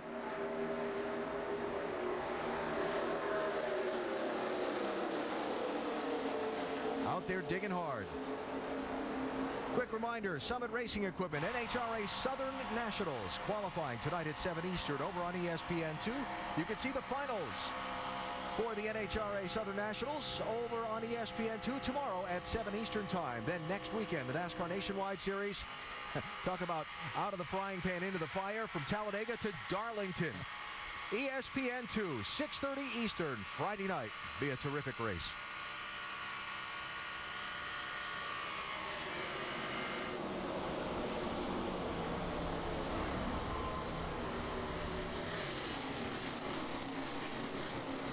Now, on the last caution, there were 3 teams that did not pit. Let's get up to speed with Nationwide Insurance. Check on the strategy for those 3 teams. Dave? Just checked in with Pops Uri for Dale Earnhardt Jr. He said they will come on lap 65 to pit road to get fuel in that race car. Doc? Danica Patrick can actually go to lap 64 based on fuel calculations. There's Danica, and she has moved back up the track a little bit now in 14th position. Car handling okay, got shuffled out. The temperature has come back down, trying to give it some room. She will need one more stop after this next one to make it to the checkered flag. Mike. Talking with Jimmy Elledge earlier today, he told me that his instructions to his driver, Justin Allgaier, were to be patient. They have been patient. They didn't pit the last time, their last round of pit stops under caution, so expect them to come down pit road in 4 laps, lap 60 for the 31. All right, thanks. So we'll watch for the out-of-sequence pit stops if we don't see the caution flag between now and those lap numbers just reported on. Dale Earnhardt Jr. leading the Busch brothers at Talladega, 56 of 117 laps complete. Back after this from our ABC stations. Welcome back to the Aaron's 312 at Talladega. Make sure to go to NASCAR.com for all your latest NASCAR information. We have just crossed the midway point of today's race. Had just 2 caution flags so far. 13 different leaders, 21 different lead changes. And an awful lot going on the radios between the drivers inside these cars, their crew chiefs in the pits, and the spotters on the spotter stand. David? Well, right now, Alan, as we know, the Busch brothers are working together. Kurt in front. You're on board with Kyle riding behind. Right in front of him, there is some damage to the right side of his fender and some tape that they worked on. And Kyle said this about it. Hey, if you can talk to the one guy's Beamer, they got to get their back. The Chevrolet decal is peeled off. They got to fix the right side. It's too dirty. They got a lot of tape flying, and it's getting in my grill, I think. That obviously can cause more overheating issues. I checked with the one team. Crew Chief Nick Harrison said, well, we'll try to get to it if we have time on a pit stop. Not a priority right now, though. Jerry Punch? Take a look at the cars 3rd and 4th in this lead draft. That's the 3 car and the 33 car. Now, Kevin Harvick, the veteran, the 33, trying to help teach the rookie Austin Dillon about Talladega drafting. In fact, Kevin using his radio to his spotter, who's relaying it to Austin Dillon. Listen in. Time to get in that hole right here. I'm going to make a hole for him. Don't come down. Get in that hole. Check up a little bit. Get in that hole. I'm just stay right on that guy in front of him. Run a temp about 240. He really needs to concentrate on driving that thing a little bit straighter. Down to relax. That is Talladega Drafting 101. Kevin Harvick teaching the pupil Austin Dillon, trying to help the young man get his first nationwide win. Guys? Fascinating. Yeah, that's really good stuff, and coming from a guy that knows how to get it done. Talked about some people needing green flag pit stops as we have trouble just past the start-finish line. Brad Sweet, 38, hard into the wall. Hold her down there. You're below the yellow. Nothing's coming at you down in there. Another car involved. Looked like it might have been Eric McClure. It was down to the inside of the track, Andy. Sorry about that, Duty. I saw him pick you up.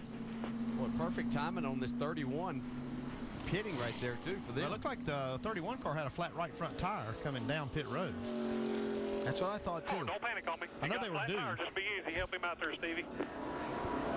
10-4. Should be fine. Allgaier probably slid that right front to get to pit road speed getting to the entrance. Damage there for John West Townley.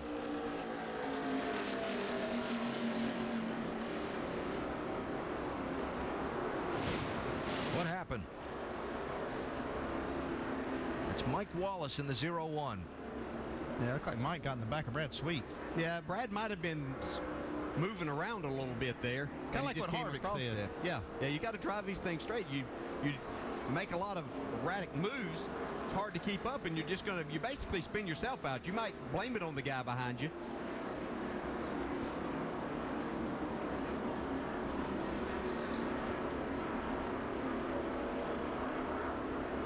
And surprisingly, coming back across the track, didn't collect more. Yeah, Stenhouse was right in the middle of that, too.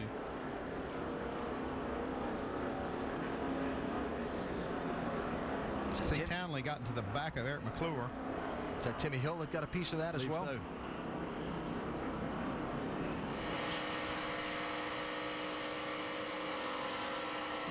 Kenny Wallace going to get a good look. Wrecking behind you. Still green. Or Still not. green, yellow's out. Wave it off here. Wave He it did off. for a second. Hit just past third base. Did a good job to miss that, though.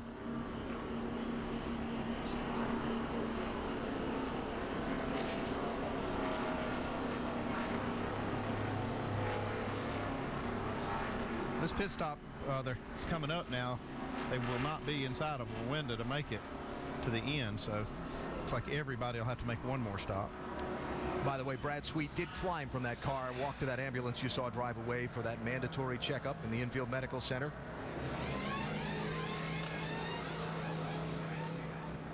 For those like Dale Jr. who didn't pit, and the guys who had stopped, like Kyle Busch, it was only going to be a few laps difference anyway before we saw the whole field come in. So now they'll all do it under caution, and we'll see what kind of strategy is played here. Kevin Harvick choosing to stay out. Dave, what are they going to do on the 5? They're going to change 4 tires, Alan. They're going to fill it full of Sunoco fuel to hopefully get him to the next window. Now in your triple pits, Kurt Busch will come on to pit road, giving up that top 5 running position.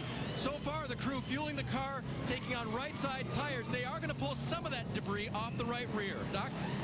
Middle rookie Austin Dillon, 4 tires. They'll get it full of Sunoco fuel, and a warning to be careful leaving the pit with a car in front of you. Jamie.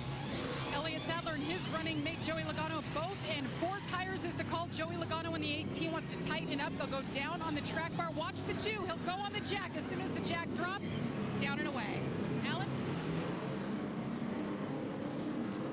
All right, so a little shuffle in the running order as a result of some various choices made on the pit lane.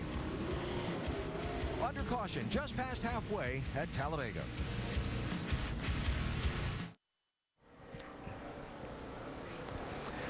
Still cleaning up under caution at Talladega. Sunday, May 20th, it's the season's biggest music event featuring music's biggest stars with a special tribute to Whitney Houston. Hosted by Modern Family's Ty Burrell and Julie Bowen. Live from the Vegas Strip, the Billboard Music Awards. Sunday, May 20th on ABC.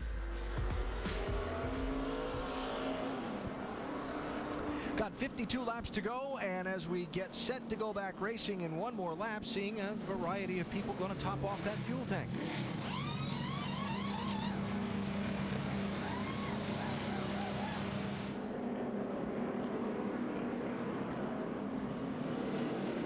Brad Keselowski, Sam Hornish, Kevin Harvick, Kenny Wallace, That's Ryan Truex, Ricky Stenhouse Jr.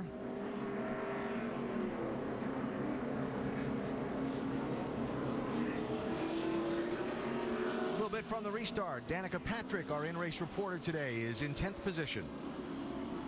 Danica, Dale Jarrett, you have a copy? Copy. Well, you've a little over halfway here. Any surprises for you there today, or your car, you're satisfied with it? Everything's good. It's just a matter of time here. We get such big runs with this spoiler, so you can either choose to hang low or you can get, take runs and use them, but you're running a little more risk that way. So I've done a little bit of both. You pretty much know what you need to do at the end of this race right now? Oh, I don't know if that's the case, but I'm going to start trying to hone in on it here. Okay, good luck. Thanks.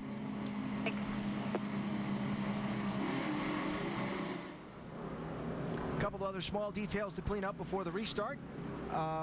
Josh Richards got the free pass on the caution. He comes back onto the lead lap in the 39 car, left of the screen and right of the screen.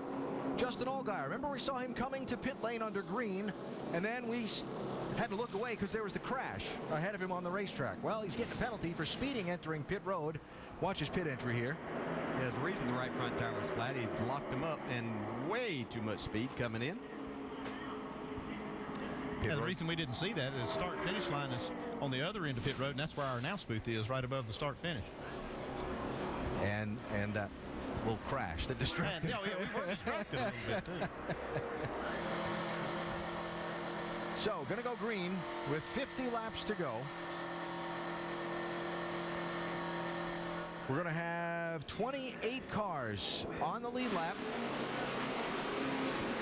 And at the head of the line, a couple of the youngsters and the future of this sport. Austin Dillon in the 3, Cole Witt in the 88. Green flag.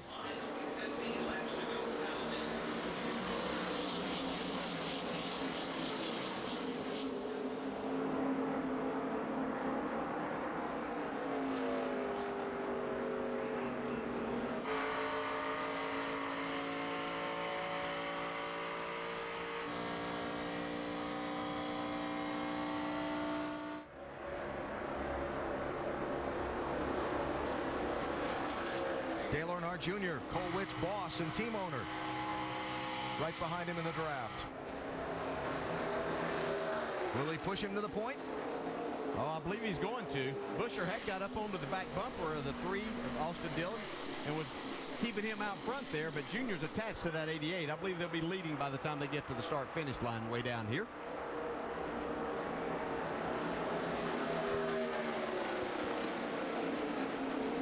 Danica talked about going to try and find out what she needed to do as Cole Witt goes to the point. Elliott Sadler teaming up with Patrick in the draft in that outside lane. Let's see if they make a move. Yeah, and she seemed confident in knowing what her car can do, but still learning process to knowing what you're going to be able to do and how you're going to do it at the end of this race. And the whole dynamic of this draft is going to change when it gets to about 4 or 5 laps to go. Sadler, the championship leader, Jamie. Well, under that caution, Ellen, they called an audible to bring him back down pit road to top him off. But the reason he had this stuck in the grill, it's a Heim off of someone's sway bar.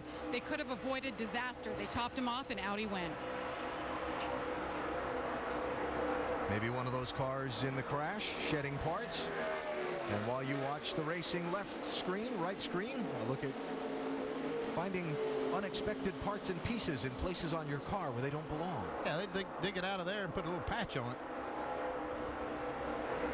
Right now, Danica's glad he made that extra pit stop. Yep. Allowed them to get teamed up together. They're up to 3rd right now. Sadler's going to have to get a little air to the front of that right 2 there. car. He's off. He's off of you. He must have got hot. Cole Witt in the 88 leading. Dale Jr. in the 5. Second, Danica Patrick in the 7 third. First, second, and third for Junior Motorsports. I think they've done their homework here this week. I heard Pop say that they really worked on the grill and the cooling system to make that car where it could push, and he's been able to do that today very effectively and for a long time. I think he's going to be a real factor when it comes down to a couple to go. And then the snarling pack behind it. Yeah, Mike and Kenny Wallace, 99 and 01, teamed up once again, making their way back towards the front.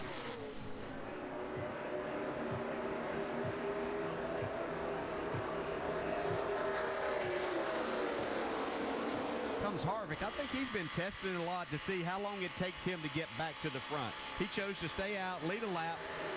Might have been to get a point for owner's points there, but I think he just likes to see what it's going to take and give himself a little bit of a challenge there, too.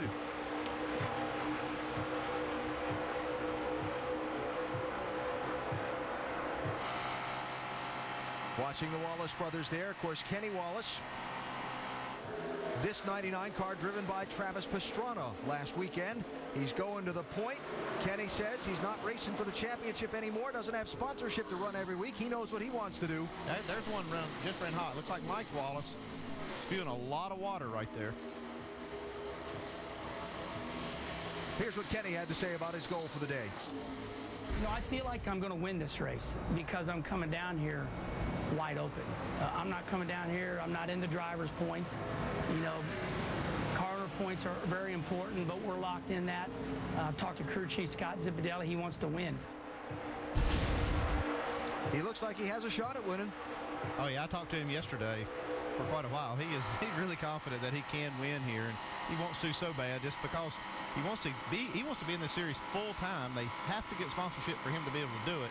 He feels like winning would be a good step in that direction to get a sponsor. 3 wide up front.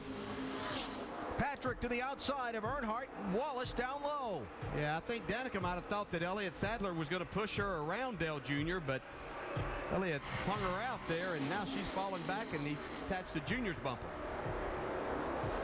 It's Ricky Stenhouse Jr. coming up behind Patrick in that 6 car.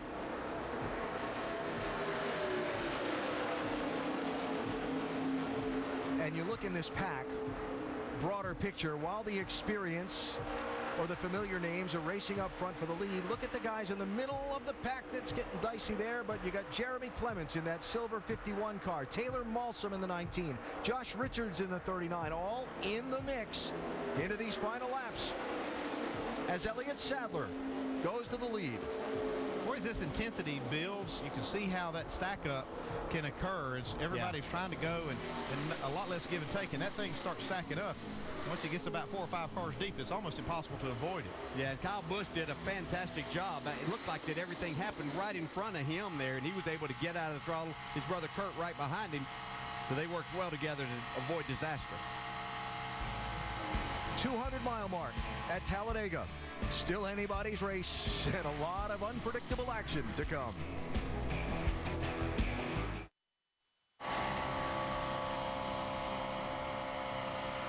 Live at Talladega, perhaps a little overheating from Ricky Stenhouse Jr.'s car. Not perhaps. See the water's shooting out the overflow as he tries the push draft with Danica Patrick.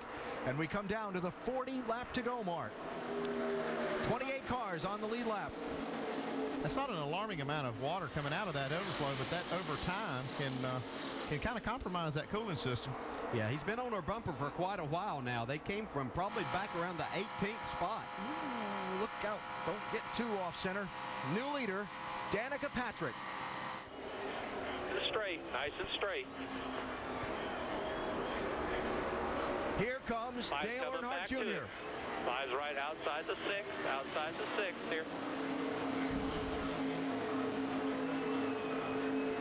Be a little experiment on Junior's part. Yeah, and the one thing that he did is he got the 6 off of the 7's bumper by getting over on his quarter panel.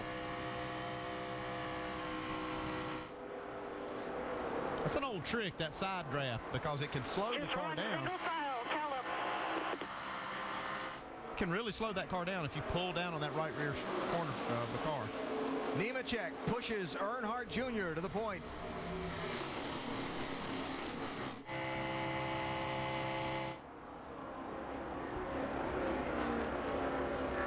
All right, so hang out here. So put me behind the wheel. You've had great success at this style of racing. You're watching all this unfold. You're feeling the race around you. You think you have an understanding of your car's capabilities. How do you figure out where to be and make a plan when everybody else around you has their own plan? That's the problem, is getting on the same page with somebody else that's there. And it's just a matter of getting yourself positioned. And I think Dale Jr. is very comfortable with knowing what he's capable of with his race car. And when it comes time to go, he knows he's going to get some help. One of your sayings that stuck with me about racing in this style of racing, you want to be moving forward at the finish. Yeah, when you get inside that last 10 laps especially, and you can even get it down further than that, but you unless your car is just exceptionally strong, you've got somebody that's going to stay attached to your bumper here, which is probably not going to happen for very long. You want to be going forward, and that's whenever you can make things happen. It's hard to block them coming at such a high rate of speed if they get hooked up. As we see the 33, and I believe that's the 3 on his bumper. No, it's 54. 54, I'm sorry. Talking about making plans and trying to figure out how it's all going to unfold with just the potential for one more pit stop remaining in this race. Information among potential drafting partners being passed around. We've seen Joey Logano and Elliott Sadler drafting together a lot. That sign says fuel only on last stop no matter what. That way that they know what each other they're going to do, and they're not going to get separated by making a pit stop where one's changing tires and one's not. Kurt Busch on the pit lane, Dave. To keep these guys from doing the two-car tandem, NASCAR puts a pressure relief valve on the radiators, so if it gets hot, it pops that valve at 25 pounds per square inch. Kurt's last couple of laps, 39 pounds per square inch. The good thing was it was still reading, which meant there was water there, but it was way overheated. They're trying to put some cool water in it and try to get it to cool back down. Even when he ran by himself, Kurt could not get the temps to come down in the one car. Now, the fact that it was 39 pounds means it was trying to blow off more pressure than the valve would flow. That tells you it was really hot, pushing a lot of water, a lot of steam. Yeah, he'd gotten past that point of no return. Kevin Harvick to the point, 33, pushed by Kyle Busch. Well, Kyle needs a new partner. That's a good one. That's an unlikely pairing, though, I'll have to say. Uh-oh. Trouble off turn 2. Got a car in trouble. You're clear right there. You're clear. Tire and everything, carcass came off. We cut a tire in two. Didn't hit anything. Here, don't worry about it. Just limp her back. Tires will rip the fenders off. Josh Richards, third caution of the race. Check that, fourth caution of the race with 36 laps to go. Probably some contact side to side. They were all close back there, back in the pack, and that probably cut the sidewall out of the tire.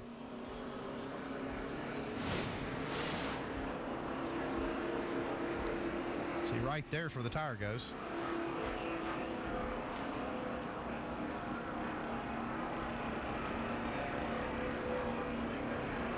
And a couple of guys that have been hanging back, playing that hangout back strategy all race long. Whoops. Look at that. Almost didn't work out. John West Townley in the 24 into the back of Brad Keselowski in the 22. Well, sometimes you have somebody joining your party that hadn't been there all day. There's just nowhere to hide out here, even at the back. See, I think you're in a pretty safe spot. No real action going on. All of a sudden, a guy blows a tire right in front of him. Richards had gotten a lap down, got the free pass last caution, and gotten back on the lead lap. He was running 19th at the time of that trouble.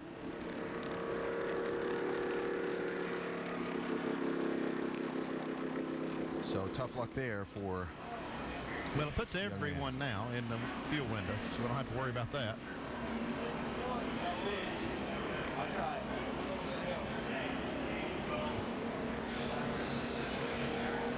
Is the plan changing down on the pit lane that we showed you just a minute ago? Uh-oh, looks like it. They said fuel only no matter what, but what about this? Okay, looks like they are going to do just gas. 6 seconds only, it says. They've calculated how much fuel they need and how long it'll take. Remember earlier we talked about don't give up and Kyle Busch coming back from a spin last year to win the race? Well, just keep this in mind with his brother Kurt. John West Townley was the only car a lap down besides Kurt. He's going to get the free pass on this caution. That'll put Kurt, the only car, one lap down. Another yellow brings him back onto the lead lap for the finish. Well, I had kind of counted him out when I saw him on pit road under green putting water in, but hey, maybe not. Never know. Stops with 34 laps to go. Money time for the pit crews, Dave. Fuel only for Dale Earnhardt Jr. Just precious gallons of Sunoco fuel to take him till the end. He'll keep the tires he's got. Good to go. Mike? Joe Nemechek running inside the top 5, not willing to give up much track position, no tires, just fuel on the 87 car. Doc?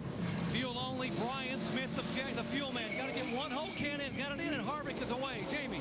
Well, the plan for the 2 and the 18 was fuel only, but you see the crew working on the left-hand side of Elliott Sadler. He said, guys, I ran over debris again. We need to take tires a little bit longer than anticipated. All right, so he and Logano getting back together for this last run of the race might be a little interesting. Back for the restart after this message and a word from our ABC stations.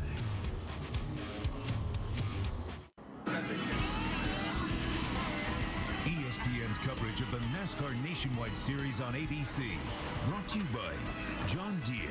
Hurry into your dealer for additional green tag savings during our biggest deer season event ever. A Talladega version of synchronized swimming. I'm not sure that's the way that's supposed to work with that snorkel. Yeah, I don't think when you take the snorkel underwater, it works quite as well. Down to the final 33 laps at the world's fastest speedway on a scorching hot afternoon. We've had already 34 lead changes today and still got plenty more to come.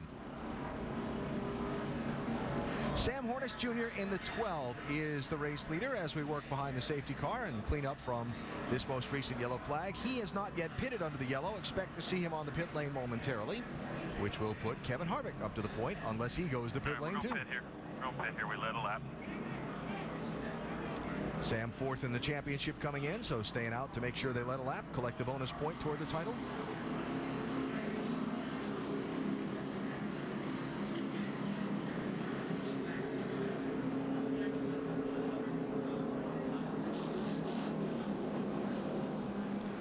While that's going on, remember we saw the 41 car get damaged in an accident a little while ago. The car is still in the race. There's been a driver change, though, Doc.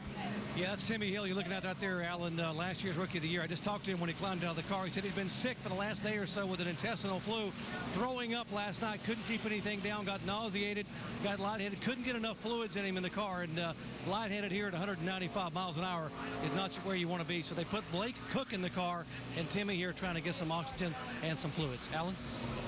Blake Cook was here for the weekend, one of the regulars in the Nationwide Series, unable to be in the race when qualifying was rained out the other day, so he'll get to finish the last quarter of the race or so behind the wheel of that 41 car.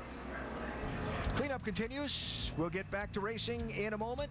How's this one going to play out? Going to be another last lap pass for the win like we've seen the last 3 straight years? Think so.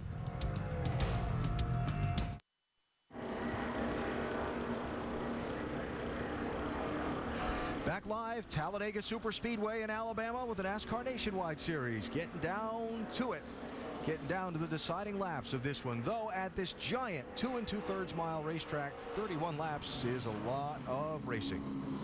Yeah, it seems like we've made their last pit stop. It seems like, well, okay, we got to get with it here, but you really have to be patient from here now to the end. I think about 4 or 5 laps to go is when the intensity level needs to come up, but we'll see it now. Yeah, we're going to definitely see it. There's going to be a lot more taking here than what there is giving. And it's natural for the driver to think that's not that far to go. And a lot of these drivers that don't have a lot of experience here think they need to make all of this happen now. And I look for some things to start happening. A little while ago, Jeremy Clements was up in the middle of that lead group, racing for a top 10 spot, had to make a green flag pit stop due to some damage to the grill. Got him a couple of laps down. He's just taken a wave around. Now he and Kurt Busch, the only cars 1 lap down, are essentially racing for the free pass if we get another caution to get back on the lead lap. So, Kevin Harvick, Kyle Busch in the front row for the restart. Danica Patrick, Kenny Wallace inside row number 2. We're still holding you back. We haven't cut you loose yet. Yeah, you definitely exercise a lot of restraint out here, but sometimes being over anxious gets you to the back, too. Yeah, but you've learned all that. You understand that. That's all about. Well, she understands that business is going to pick up. The intensity grows as the laps wind down. 26 cars on the lead lap as the green flag waves again.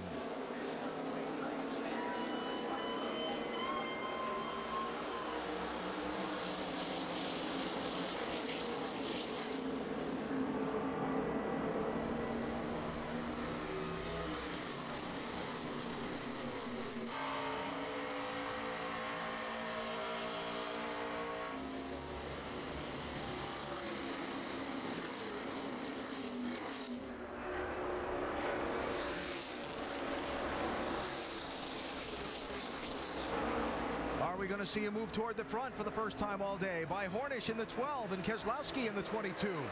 3 wide for the lead. Around lap traffic, make it 4 wide.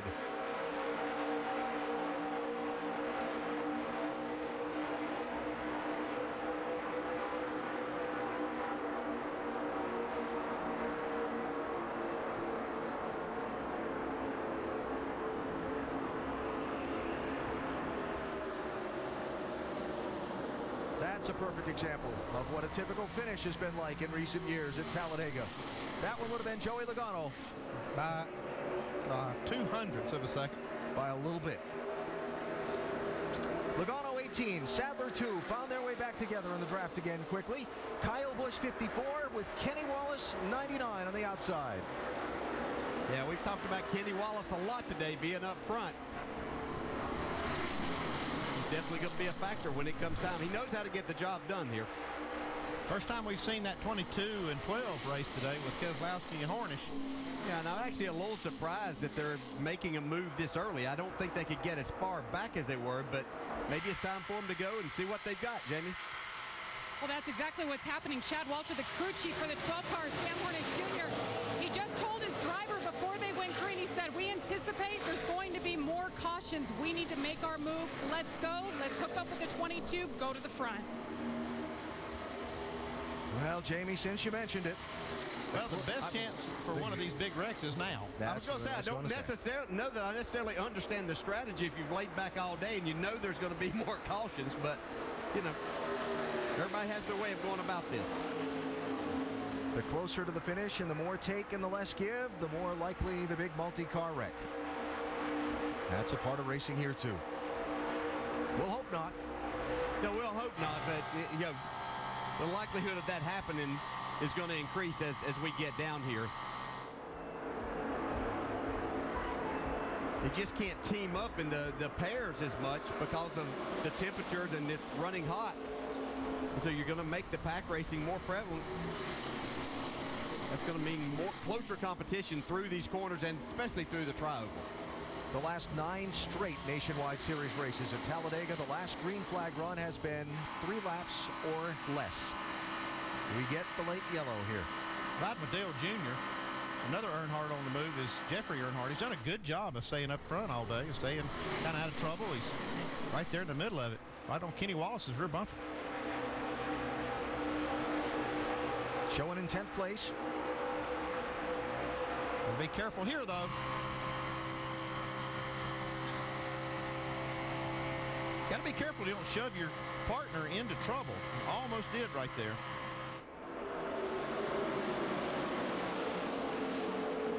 Here comes Keselowski on the outside.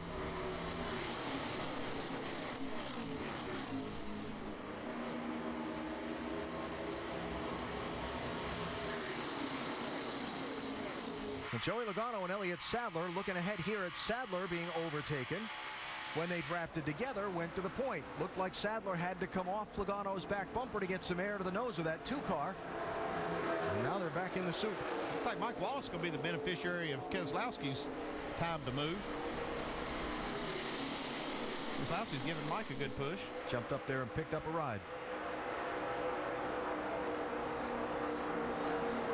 Logano, Kenny Wallace to the outside.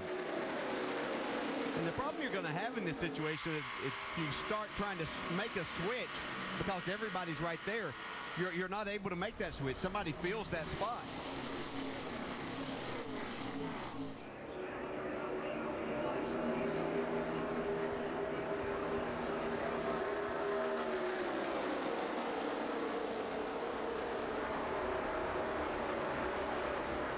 Love this look. Spectacular to watch this pack of cars thundering around Talladega from our aerial coverage brought to you by DirecTV. Only DirecTV gives you dedicated driver channels, so you'll never miss a second of your driver's race. Call 1-800-DirecTV.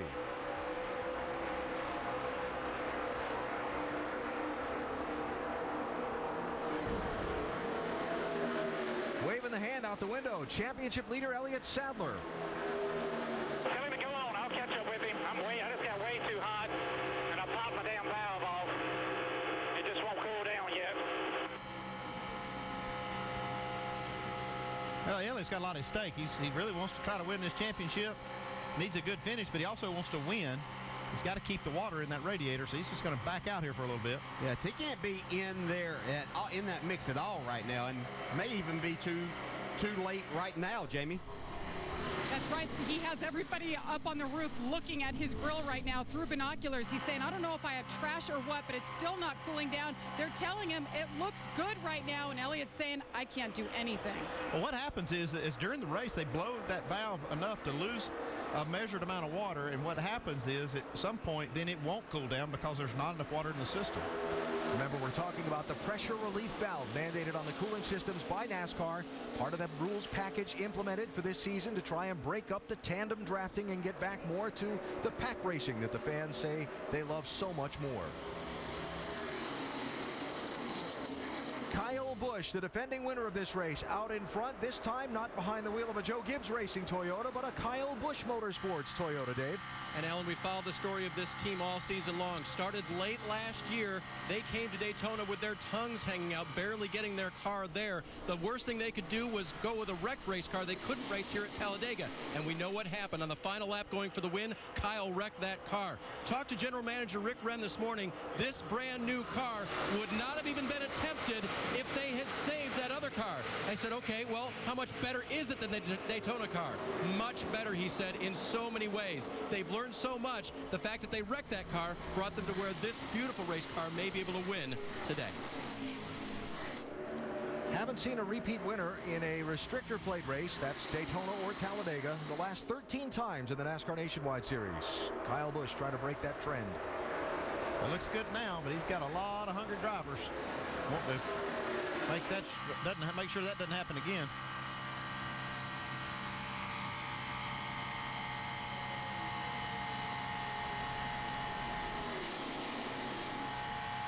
That whole inside line right now, they're very content to sit there and ride and get some laps gone here. But if you're any further back than that, you're starting to lose a little bit of patience. You want to make some things happen. Well, the problem is that inside lane and the way they're lined up, they're running pretty fast lap times, about 51.40s, which is going to be tough. You're going to have to really line up good in tandem to be able to pass that group. Dale, when fans look at that picture of a driver behind the wheel at Talladega, there's Kyle Busch. He's out there, and it doesn't look like much. But at 190 miles an hour on these 4-story tall banks, it's a lot more physical than it appears to be. Well, first off, it's very, very hot inside the car. Yeah, and right there where Kyle Busch is, we watch him pretty relaxed. And out front right now, he is pretty relaxed. It sits you down in the seat pretty hard, though, because of the banking there. So you're not really seeing that. But Kyle Busch looks very relaxed and ready to take this on. We can see this later and get a shot of his eyes. We'd probably see something a lot different. See a lot more white there? Yes. 20 laps to go.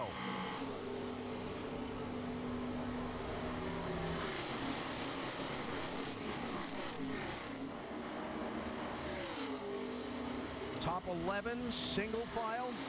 First double wide back for 12th and 13th. Teams starting to figure out how they want these last laps to play out, besides holding the trophy, Doc. Exactly. Tony Eury Jr. calling the shots for Danica Patrick. Danica's first time at Talladega. A lot of coaching, Tony. You're telling her, hug the yellow line, drag the brake, stay in line. Has she learned enough to be able to make a move in the final 20 laps and win this thing? I think she's been in enough restrictor plate races that she knows what's going to happen here at the end. And Rick Corelli's been spotting for her today, and he's doing an amazing job. And, we've tried to do what we can for her in here. But, it's just everything's about everybody working back at Junior Motorsports building these great cars. I mean, we got a chance to get all three of them here in the top 5, and that's what we're looking forward to doing here at the end.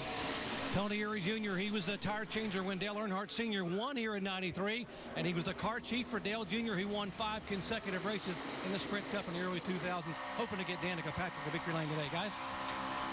Doc, thanks. 7 car in 7th spot.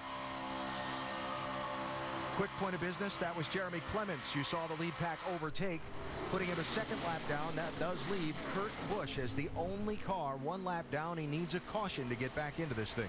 Yeah, he'll need a caution not to go another lap down. He's not in any kind of draft, right? At this time, he's running about 55-second laps, about 3.5, 4 seconds off. Beginning to see the Penske Dodges move forward. 22 and 12, yellow 12 Hornish. white and black 22 Keselowski. Remember last week at Richmond, the story about some of the Chevrolet teams having to cut the front bumper cover off their machines. The 2 Penske Dodges had to cut the front bumper cover off their machines in technical inspection here. The fines and probations that were put on the crew chiefs like Elliott Sadler's after the Richmond incident can probably be expected to be handed out to the Penske team come Tuesday of this week.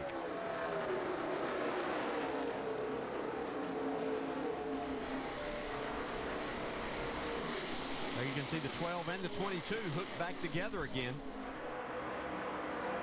I'm not sure what to make of them, if we should expect to see them make a big run up through the pack in the late laps, or if they're finding out that maybe they're not as well positioned as they need to be. The fact, once this inside line starts shifting a little bit, then things are going to be, that's going to open things up on the outside, so they're going to be able to make some more time. It's just so hard right now because they have to stay attached and they don't want to run hot at this point.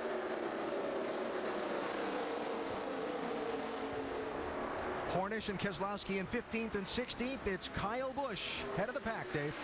And Alan, with his brother Kurt only possibly getting back on the lead lap and becoming some help at the end, who would his new drafting partner be? We talked about how the brothers wanted to work together, but Kurt's not there. Well, Mike Beam, Kyle's crew chief, told me this morning that the second best option is that car third in line, Joe Nemechek. Nemechek running a Toyota as well. The guys who hang the bodies on Kyle's car are the same guys who do it for Joe Nemechek, so they know they're very fast, streamline-wise. They have a good motor, and as we've said before, Joe knows how to win at restrictor plate races. Right, Mike?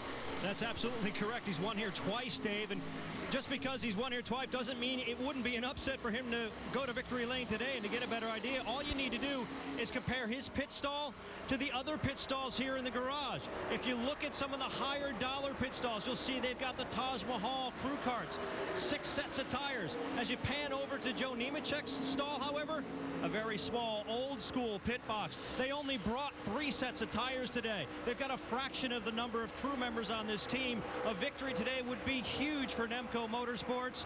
Joe told me coming into this race he feels like they've got a fair chance. They've got the car they ran in Daytona with, the only car they've led laps with all season long. It was wrecked in Daytona but has been repaired. A little bit of a wobble for the 87, however, he gets up over the yellow line and back in line, Alan. Beautiful save off the nose of the 3 car. Joe Nemechek hangs on to it. Outside lane. Well, here's what to make of the Penske guys. Well, that's what happened right there is all of these got separated. That inside line slowed down a lot. These two hooked up right now. Keselowski's been there for a while. Now he gets the air to it. Yeah, watch that. The front of the windshield, right lower corner, that 22 car has been streaming water for the last couple of laps. Well, Horner should have got to the inside right there and let the 22 worry about his own deal. Well, that was a move. Kyle Busch through the middle. Here we go now. Yeah. Good to come back 4 down again. wide behind him.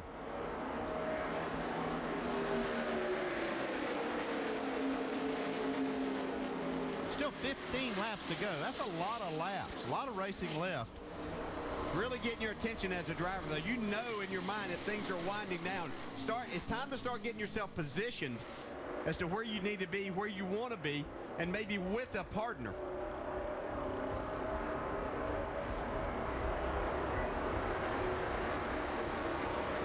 How about that move Kyle made to take that lead back? Not afraid to take a small space and put that race car in it. Look at this. I'm really not sure why Sam Hornish didn't get back down in front. I mean, the 22 I know needed air, but I would have let him worry about that. You needed to get back in line. You think that was a planned swap gone wrong in a miscommunication somewhere? That could have been. Well, if you planned to swap, that wouldn't be how you'd do it. Definitely went wrong, didn't it? Yeah.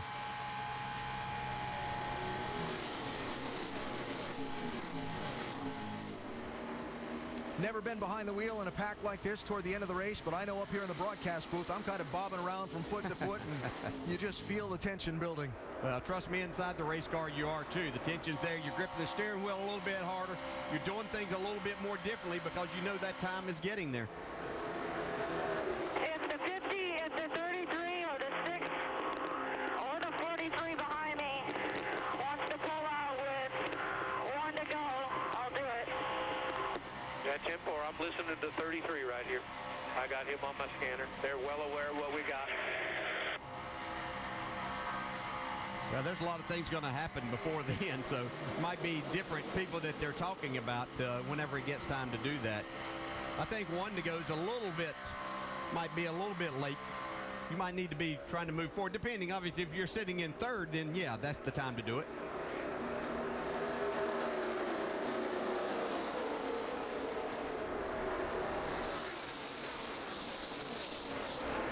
"26 cars on the lead lap. 36 lead changes today. 4 caution flags. All of them for smaller incidents so far. The last 3 straight years and 4 of the last 5, a last lap change for the lead in Talladega.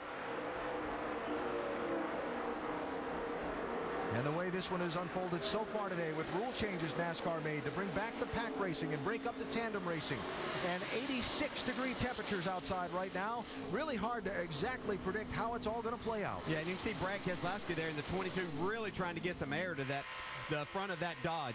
He really heated it up, I believe, and he's even going below the yellow line. He's not advancing, so he can do that, but he's really trying to get the thing cooled down. Will teammates try and get together on the track and work together? Well, the Childress cars, Kevin Harvick 33 with Austin Dillon in 3 in front of him, Doc. Exactly, Alan. 33 Harvick is the veteran. Dillon is the rookie. And now the owner, Richard Childress, which is Dillon's grandfather, has commandeered the radio and said, okay, Austin, here's the deal. The 33 will make the call. When Harvick says go, you guys are going to go. Harvick is in charge. The 33 will tell you when to go, and you guys will go out, pull out, and try to win this thing. So the granddad, Richard Childress, through Harvick, through Dillon, that's the sequence of communication to try to win at Talladega. The man has spoken. I know Harvick has a long-term contract already there, but if he can help Austin Dillon win this, I think it might rewrite that thing. By the way, that was Kurt Busch, the leaders just overtook, putting him a 2nd lap down. 10 laps to go. That would be the end of his chances for the day pretty well, unless something extraordinary happens. Seen Stenhouse be able to really push today and do it for a longer period of time. These Ford engines are capable, it seems like, of maybe staying cooler in that situation, and Stenhouse doing a nice job of getting air to the front end, but yet being able to make some speed for himself and his partner. See Elliott Sadler, he's way back, 23rd. Lost the draft, lost the pack. Overheated and tried to get it cooled back down, and I'm sure he wanted to get clean air on the nose, but I don't know if he wants this much clean air. Yeah, he'd made a run up through, but I believe maybe he has some engine problems now. You know what else I noticed when we saw that shot from head on from the car? The left front corner of that front bumper, that splitter, looks like it's bent up. Like maybe he got down on the apron avoiding one of those wrecks or something, and it might have twisted that a little bit. Very possible. I'm watching the lap times, though, and his lap times are not bad. They're a couple of tenths off the leader. That the lap times they're running now with Kyle Busch.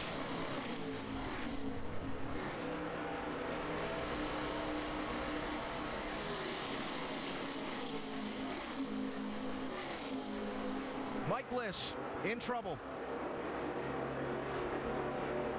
Caution flag is out. He just made a switch with Elliott Sadler to go in front of Sadler. I don't know if he might have had a tire to go down right there. Come on down. 4 tires filled up. Could have been a switch gone wrong. They couldn't afford to waste a lot of time on that switch because they were so far behind. May have tried to rush it. And boy, that caution came about 3 minutes too late for Kurt Busch. That's only he'll get the free pass, but it'll be to get back only one of the 2 he's down now. Yeah. We don't see all the leaders pitting here, do we? Oh, I doubt it. Can't imagine. Yeah.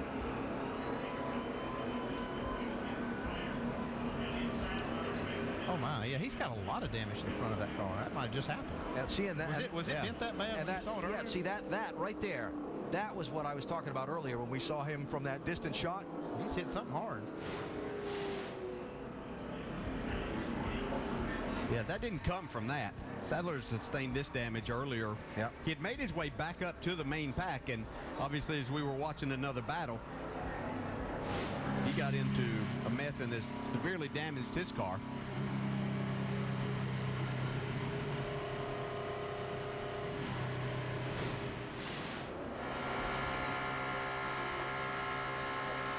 I've had that on the whole race.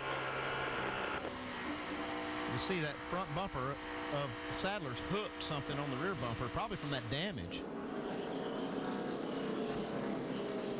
Those bumpers not smooth, so when they rubbed right across, it looked like a hook might bliss around. TV, look at it. They're showing it on TV. Yeah, 10-4 Elliott. We're watching it. We see it. It's a man paying attention. Was that Elliott's voice? Yeah, how did he know that? He's watching one of the big screens while he's driving under caution.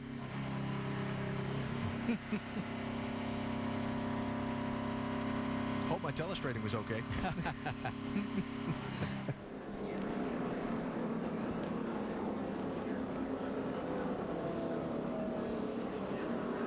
Well, at least Elliott now can close back up to the pack. I don't know if he's got a car that'll be able to charge up through the pack. No, but I would think they'd come in and try to fix some of that damage as much as they possibly can, but that's a lot of damage to the front end. They can top it off with water. There's one way to get clean air in the grill. When it stops, just take that weed eater or leaf blower if they can get it started. Yep. Sadler 2 points only ahead of Ricky Stenhouse Jr. coming into this race. Remember Daytona, Sadler and Stenhouse were in that group of 10 cars charging to the checkered flag that were involved in the incident off turn 4. Stenhouse got in the wreck and never made it back to the checkered flag. Sadler got through it.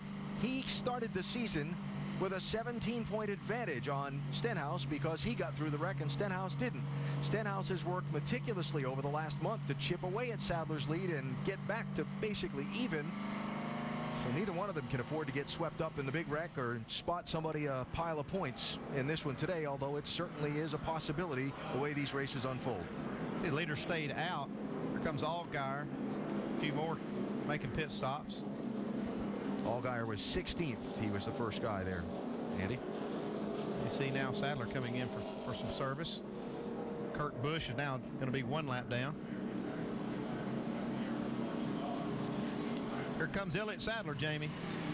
And Andy, Elliott Sadler's been talking all race how he got into debris 2 times. So after he hooked that 44, and that was the word he used as well, he said something is wrong with the front end. It's not allowing me to cool down at all, and I just hooked that car. So you guys do what you can right now to get me out and get me to finish this race. Alan, as you talked about, he has led every race this year. Yeah, Jamie, and like I said, spotted that damage and not sure exactly what bent that splitter up like that and caved that nose in. 10 seconds, guys. Less than 10. This one to go, Brett? Yeah, we need to go. Need to go. Let's go, guys. All right, so Sadler rejoins the hunt. And that close championship for the NASCAR Nationwide Series moves on from Talladega to famed old Darlington Raceway next Friday night. Great short track in Iowa, Charlotte Motor Speedway, the Monster Mile in Dover. Got some spectacular racing. It's been a great season so far for the Nationwide Series. Join us at the track, NASCAR.com/tickets. Those events upcoming on the ESPN family of networks. Going to be 5 laps to go when they come to the stripe, Dave. Mike Beam knows that there's just 5 laps left. And this morning when you and I talked, I said, what if something happens to Kurt and you need another drafting partner? You mentioned the 87 of Nemechek. What will the two of them be able to do at the end, Mike? Well, you know, with Austin helping Dale, you know, it's going to be fun. I mean, you know, it's going to be really exciting for the fans, you know. Joe, he's, you know, we've been kind of helping each other anyway all year. It's great teammate, you know, to have, and it's worked out really well to have his experience, and you know, so it's exciting. You know, I'm really happy for the sponsor Energy, Toyota, you know, brand new car, of course. So you know, everyone's worked really hard on it at the shop, and I got to thank them, and you know, John Dysinger and his engine group. So we'll see what happens. It's good fun, I'll tell you that. You know, just hopefully everybody's safe here and we can get out of here and win another one. Kyle Busch Motorsports looking for 2 in a row. Mike? And Nemco Motorsports looking to pull off the upset. Crew Chief Gary Cogswell, you elected not to bring him down pit lane. I would assume you're looking pretty good from here, fuel-wise, tire-wise, but what are you concerned with? I'm not concerned with anything here. You know, our tires are good. The Goodyear's here. The wear is so awesome. I'll tell you, the biggest thing we got going for us is we have the man driving that car, and he knows what he's doing. We got a great team here. We're such an underdog here. You know, we don't have near the funding of the cars we're running with. We only got a couple guys in the shop, but everybody here believes in Joe. That's why we're running where we are. That determination could go a long way, Alan. Trying to pull off the upset today is Joe Nemechek. Yeah, Joe, I got a lot of confidence in Joe, too. I was lucky enough to have him in my Sprint Cup car for a couple of seasons and won a race with him. And he is the man. He can get the job done, especially here. If you remember this race 1 year ago, he nearly won it. He was involved in the mix of leaders at the last set of restarts in the green-white checkers, and he knows how to get it done. He might win this one.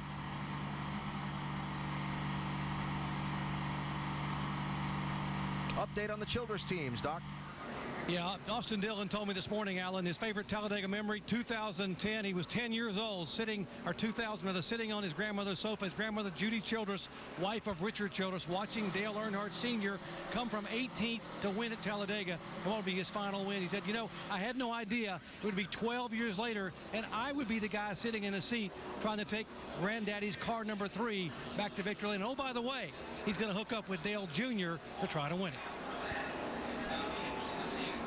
There'll be 4 laps to go. They waved off the restart last time because they didn't have a couple of people in the right place in the restart order. So 4 laps to go. Kyle Busch inside lane. Earnhardt Jr. outside lane. How's it gonna shake out?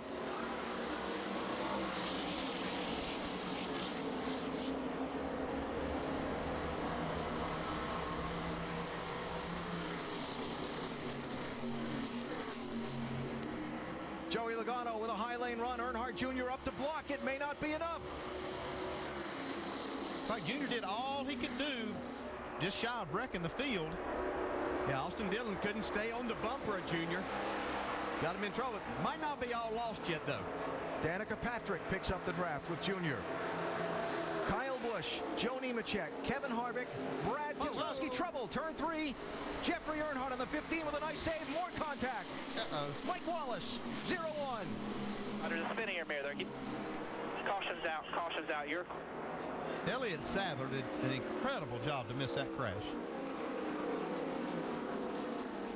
4 car was Danny Eflin. Somehow, only 2 cars involved in that. Get it rolling here if you can, Danny. I thought for sure Sadler was involved.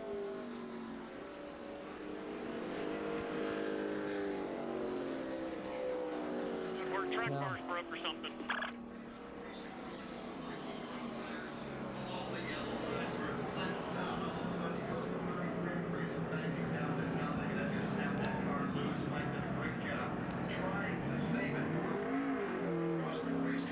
It's one of those chain reaction things that contact the head in the pack, set things off behind it. Yeah, Jeffrey Earnhardt trying to be aggressive here at the end, but really wasn't anywhere for him to go right then. That started things stacking up. You can see Kenny Wallace and Mike Wallace actually got together down there. Yeah, Mike got down on the apron, the flat part of the racetrack. You can see, you were right, Andy. Elliott Sadler did do a nice job of missing that. See, as Kenny comes down here in the 99, don't think he had any idea that Mike was there. Boy, look at Sadler. Wow, what a job.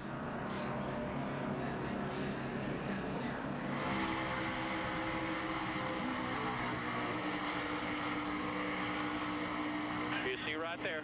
Got the 15 way up high. All spinning behind us here. Just keep on going. Just keep on coming here.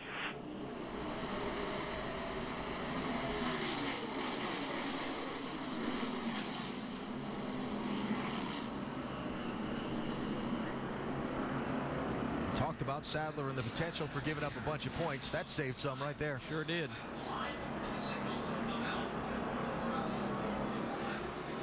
That was skill, too. I mean, he was so close to being in that.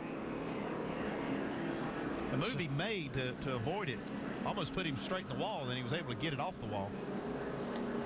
And and you're not going to believe this. Was it just a little while ago I wrote off Kurt Busch's chances for the day? And you were the one saying don't write him off. 2 cautions, 2 free passes in a row. There he goes, back onto the lead lap. Well, he's going to have a green-white checker to see how far he can get up through there. At least one.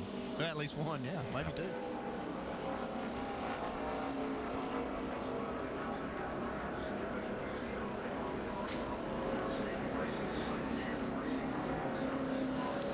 So if you're new to NASCAR, in an effort to give race fans a finish not under the caution flag, but a green flag finish, if the race reaches its scheduled conclusion under the caution flag, NASCAR will make up to 3 attempts at a green-white checker finish. Restart the race, race a lap, show the white flag starting the last lap of the race, and then the next flag finishes it. If it's a caution flag, the field is frozen, the race is over, or they get to the checkered flag. If a yellow flag comes out before they get to the white flag, they line them all up and do it again up to a 3rd time. Last year, this race, 2 green-white checker attempts were required to finish it out.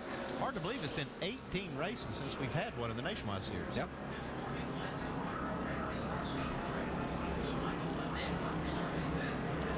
Well, Kevin Harvick's going to be behind Joe Nemechek for this restart, Doc. Let's find out from Ernie Cope. Ernie, what's Kevin's plan here on who does he go with? It looks like the 54 and the 87 switch, so that leaves us behind the 87. So he's going to go with Nemechek? Yes. Can he win it? Yeah, I believe he can. Ernie Cope, man, a few words, but he believes that this guy can get it done. Alan? So Ernie Cope's reference to the 54 and 87 switching. Kyle Busch was the race leader and has the choice of which lane to restart in.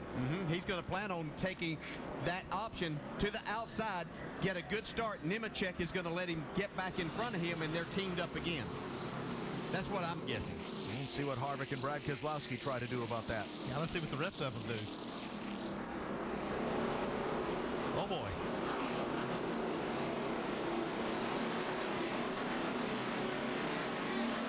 "26 cars on the lead lap to the final laps.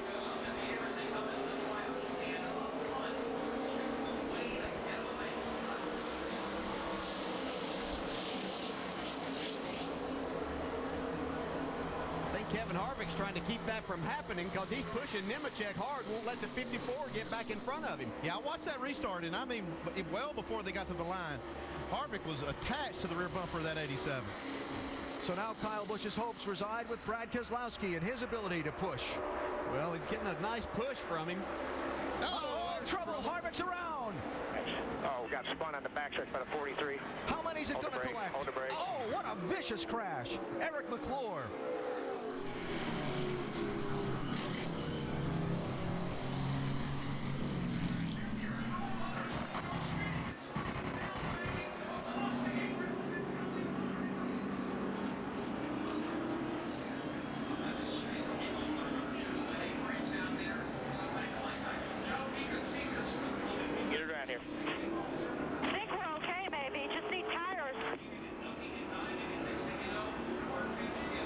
Accident that began at the front of the pack, jockeying for position to race for the win, ends with some heavily damaged cars scattered across turn 3. Taylor Malsom. It was a vicious hit by Eric McClure there. Yes, it was. Robert Richardson, 23.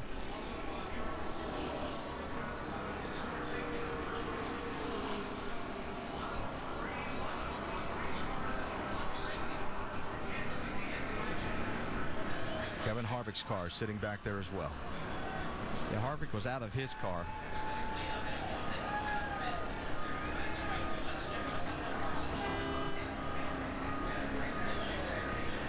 On that out. That's what's so frustrating about this racing is you get yourself all day long, you've positioned yourself, kept yourself out of trouble, and it just gets so ramped up. Just one bump too hard by someone. You got so many lines that with different momentum, and the holes close up so quickly. Nobody willing to give any when it's this close to the end.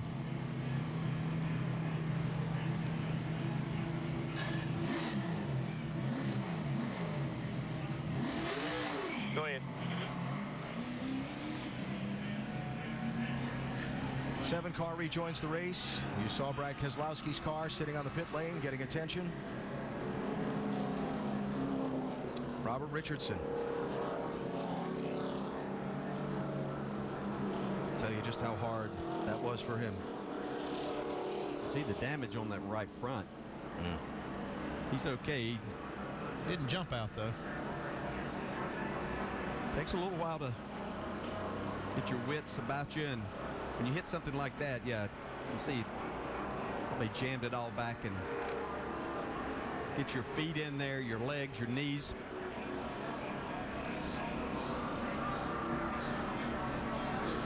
Red flag the race. Right there on the first part of the tri-oval on the front straightaway is where all the leaders are parked. As the work continues at the accident scene over in turn number 3. So the red flag is out in the middle of the first attempt at a green-white checker finish, a multi-car accident over in turn number 3 at the end of the backstretch. Austin Dillon's car with damage.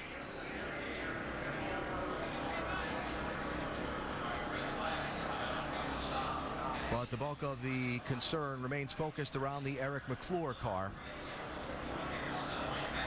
After the hard crash he took to that inside wall.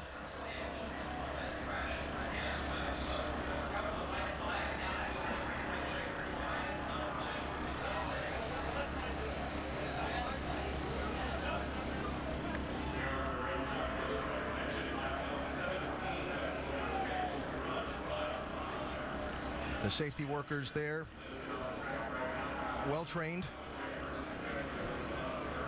and doing their job, and of course any update that we get we'll pass along to you as soon as possible.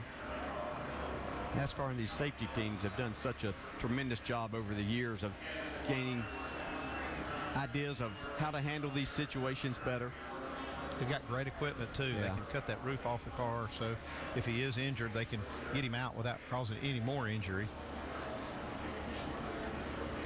So the drivers are stopped here that are continuing in the race. And know they have another green-white checker attempt to go.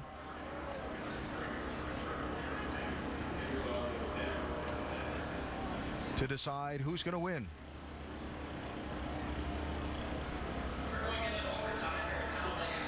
What goes through your mind? As you're sitting there, just want to get it over now. But as they get back, they're going to go just as hard at it as what they were right then. You know, you feel fortunate that you've been able to make it and get through to this point. But now it's really about, okay, I've got to this point, let's make the most of it. See, NASCAR does a good job too now. It's extremely hot in these race cars. You've been out there in this 85-degree temperature, so they're getting all of these drivers some water. There are the 8 drivers involved in the accident.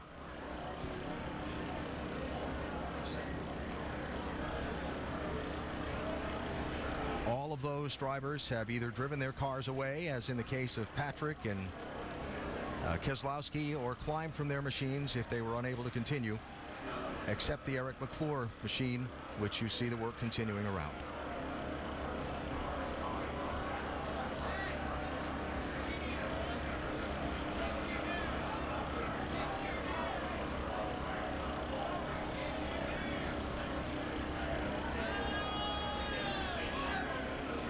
So while they continue to work that scene over there in turn number 3,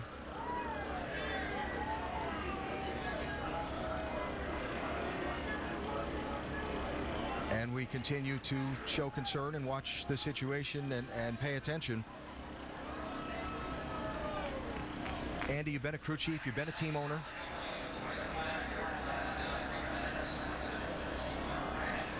This from NASCAR, they report to us that Eric McClure has been talking to the medical staff over at the accident scene.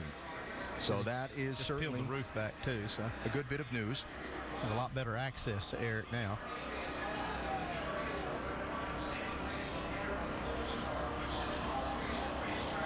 That in itself, the fact that they would peel the roof back, is simply to give the safety workers more room to maneuver, and in any kind of a situation. I mean, he took a hard hit to that inside wall. There would be stabilizing of his spine and neck to try and take him out of that car straight up and make sure that there are no injuries or further injuries in that area. But again, NASCAR just informing us that McClure is talking, or has talked, to the medical workers over there in turn number 3. It's just so much less risky by taking that roof, peeling it back, even though they probably don't know the extent of any injuries here, but it's so much less risky to pull any driver out of the car without having to come through that small window opening. These window openings are fairly small. Well, we talk all the time about the safety of these new cars, of everything that's involved as far as the Hans device and the shoulder harnesses, seat belts, everything that the drivers now have inside of these cars. But you still have to realize you're traveling well over 170 miles an hour at this racetrack.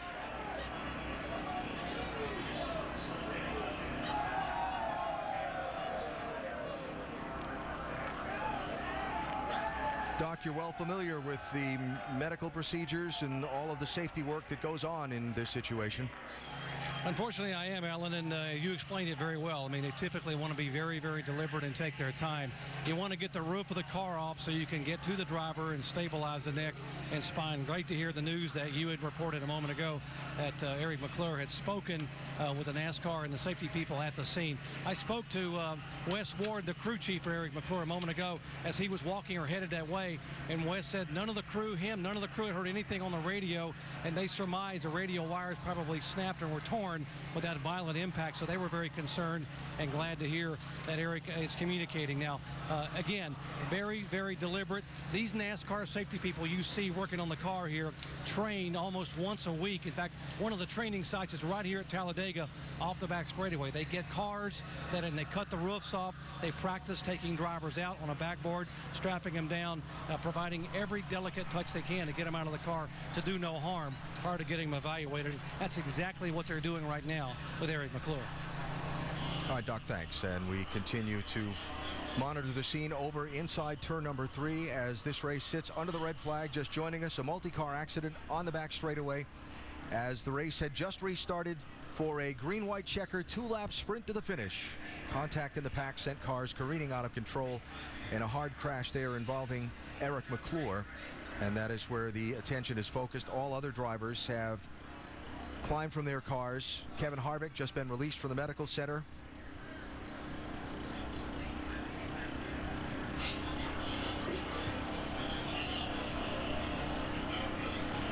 And in these situations, Doc talked about the training that the personnel receives. NASCAR sends an advanced team into town, and all the care is coordinated through the racetrack with all of the local hospitals and the best trauma units and so on, all coordinated up to provide the best possible care for these drivers in the event of a situation like this.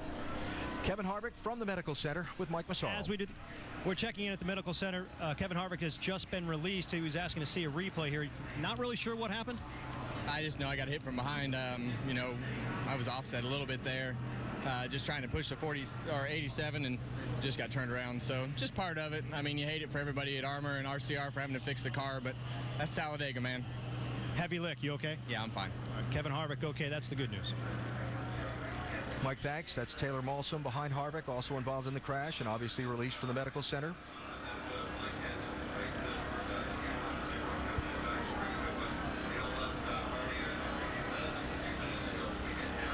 You saw that yellow backboard with the areas on it for stabilizing the head and so on. And the safety workers continue attending to Eric McClure. Another of the drivers involved in the accident with Mike. Taylor Malsom, lots of cars, lots of heavy licks. What did you see? All I saw was Kevin come in front of me, and I hit him, and then tried to get around the rest. I thought we were going to be okay, and then the 7 came up and got us again and just took out the front end. Not a lot we could do, just pack racing, you know. Real happy the GL guys brought me a good car. I thought we could finish top 10 today easily, but it wasn't meant to be. I've never finished a race here and kept the streak going, I guess. This race reminiscent of what we saw in February at Daytona. Why is it that we see so many cautions at the end of these restrictor plate races? I think now with the temperatures getting so hot in the engines, you just kind of waited around all race, and you could just push those last few laps and just your motor blew, and I think that's what everyone just racing so hard to get the win, and you know, just so close competition out here in the Nationwide Series, and it's a lot of fun, but sucks we had to end up on the hook. Taylor Malsom, another one taken out in that crash.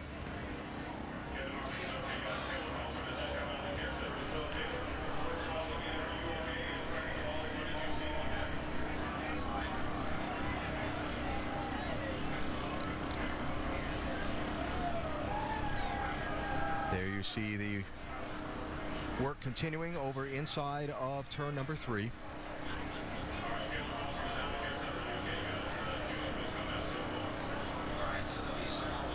And Eric McClure being assisted from that race car.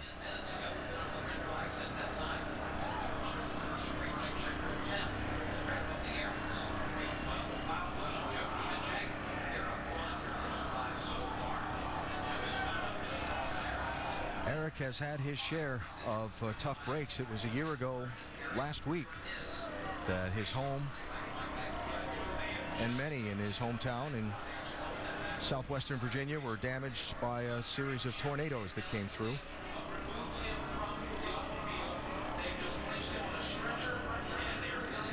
Of course, his family with a long history in racing, the Morgan McClure racing team with much success here at Talladega, Daytona 500 wins, so on.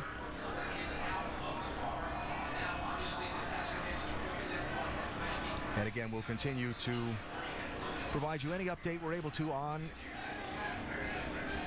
McClure's condition as soon as we possibly can.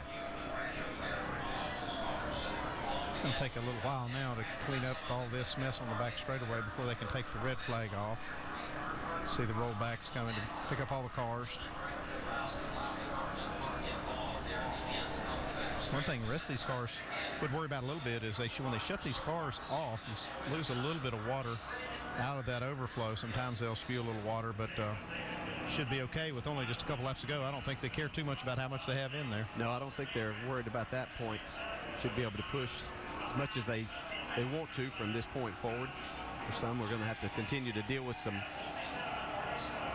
damage that they have to their cars. Others are just ready to kind of get this over with. You got to this point, you're sitting in there, it's hot, you're sweating, just ready to make it happen and hope that everybody's okay. All right, so with respect to the fact that we only have very preliminary word about the condition of Eric McClure, we want to go back and take one look at what happened that set off this multi-car accident headed to turn 3 on the back straightaway. It looked like a net had made a move to try to go up the middle. Yeah, it looked like he was getting a push, and he was going to try to make this happen. That hole closed up. As you can see, as Kyle Busch went over, Brad Keselowski tried to go over. That was Joey Logano that was behind a net. Yeah, it's like I said, everybody's trying to go to the front, and those holes close up so quickly. You can see the safer barrier deflect tremendously when Eric McClure hit it. Thank God it was there. Yes. You can see just past this, there is no safer barrier.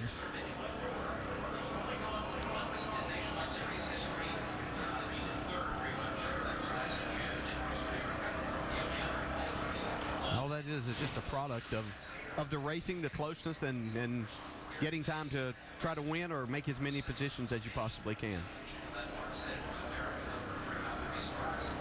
McClure is going to be transported to the University of Alabama Birmingham Medical Center for further treatment. And again, any update that we have, we will pass along as soon as possible.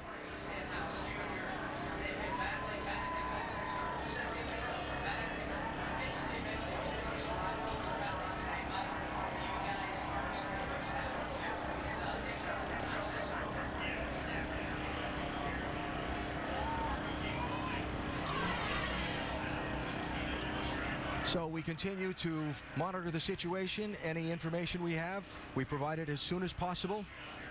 And we still have to finish the race here at Talladega. We're coming back after this message and a word from our ABC stations.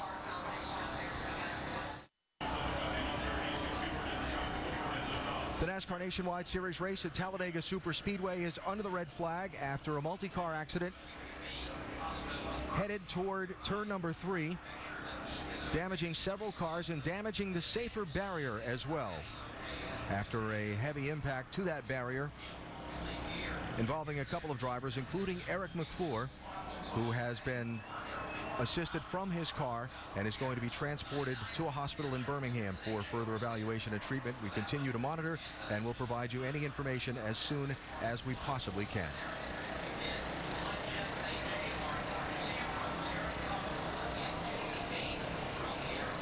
So we still have to finish the race, and while we remain concerned about Eric McClure, they're going to finish the race. And if you are a driver, Dale, you've been in this situation before. You're sitting down there strapped in one of those race cars. You might have seen the replay on the big screen, or you might have seen it in front of you out your windshield.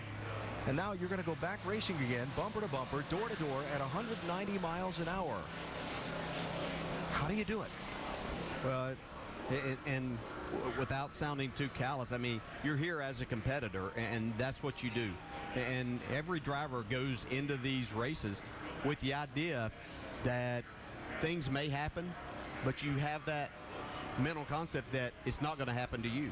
And you wish and hope the very best for people that are involved in accidents, but you're still sitting there. This race is going to finish, and you have to get your mind back right and do the job that you came here to do and finish this off. And when we go back to racing, you would think that it would calm things down, but I've seen the racing be just as wild as what we saw there whenever they go back, because that's what you do. You compete, and you have to continue to do that.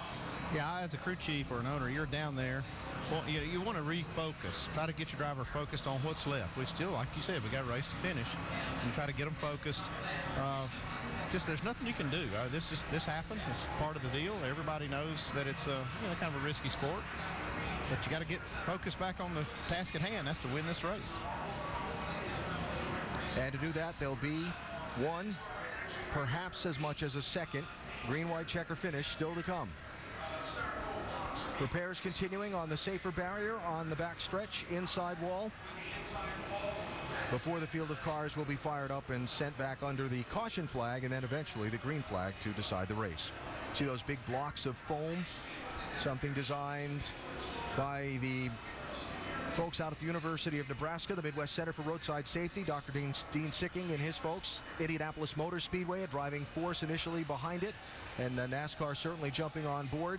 And so much research has gone into designing these for different types of race cars, different types of racetracks, different locations on racetracks, and it's certainly been one of the great safety advancements in the sport. I donated a car at the beginning of this project when they were developing this wall. I donated one of our Cup cars to, I thought they were going to test the car. I didn't realize they were testing the wall. When I got it back, they had run it into the wall at about 170 miles an hour to see how these walls would hold up. And you can see that they've done a really good job in the development of this, and they've got all these different size blocks so they can repair this wall and make it safe again.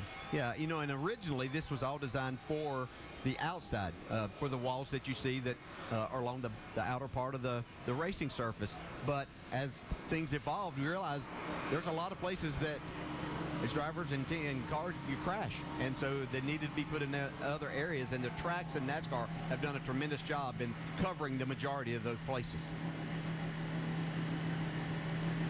So the cars have been fired back up, you hear. The red flag being withdrawn, the yellow flag being displayed, meaning those teams with cars on the pit lane needing to do work on them can now resume the work on the cars, not allowed to work on them under the red flag. And as the field rolls off, we go to Dr. Jerry Punch. Back at the care center, Michael Annette walking out. First of all, Michael, you okay? Yeah, I'm fine. Just disappointed running the top 5 there on that green-white checkered restart, and we were smart and played it safe all day, and then had a really good push and tried to shoot the middle. And when you get a push like that, you got to do something with it. If you hit the brakes, you get turned, and and that just accordion effect. So I stayed in it. Had a hole there, and it shut, and couldn't really, at that point, we were in the hole and couldn't really do anything about it. You were in the medical center, and some of Eric McClure's family was around. Any word get to you on his status? Not really. We were in the ambulance and saw him obviously get cut out of the car, and he was talking. So, I think he probably just hit his head a little bit, and they're definitely worried about our safety and just taking all the precautions they need to. All right, Michael Annette, and we're waiting for some official reports on the Eric McClure situation, guys. Doc, thanks.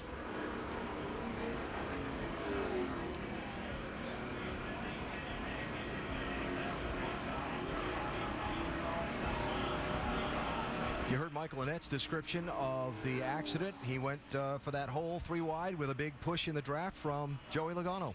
Yeah, and he did have a big run. The problem was, as Kyle Busch was getting a push from Brad Keselowski, Brad came over to keep that, but Kyle was clear of any cars, but it did kind of run a net out of room there. It's just one of the racing things that happen in these packs. Brad Keselowski driving his car back to the pit lane and now back onto the racetrack and trying to catch up to the tail end of the field.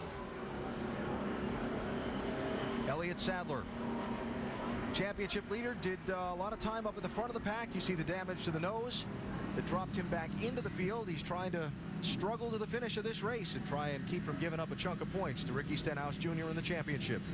One of the big advantages of having a track this size is you got a lot of time to work on the car while the field is under caution.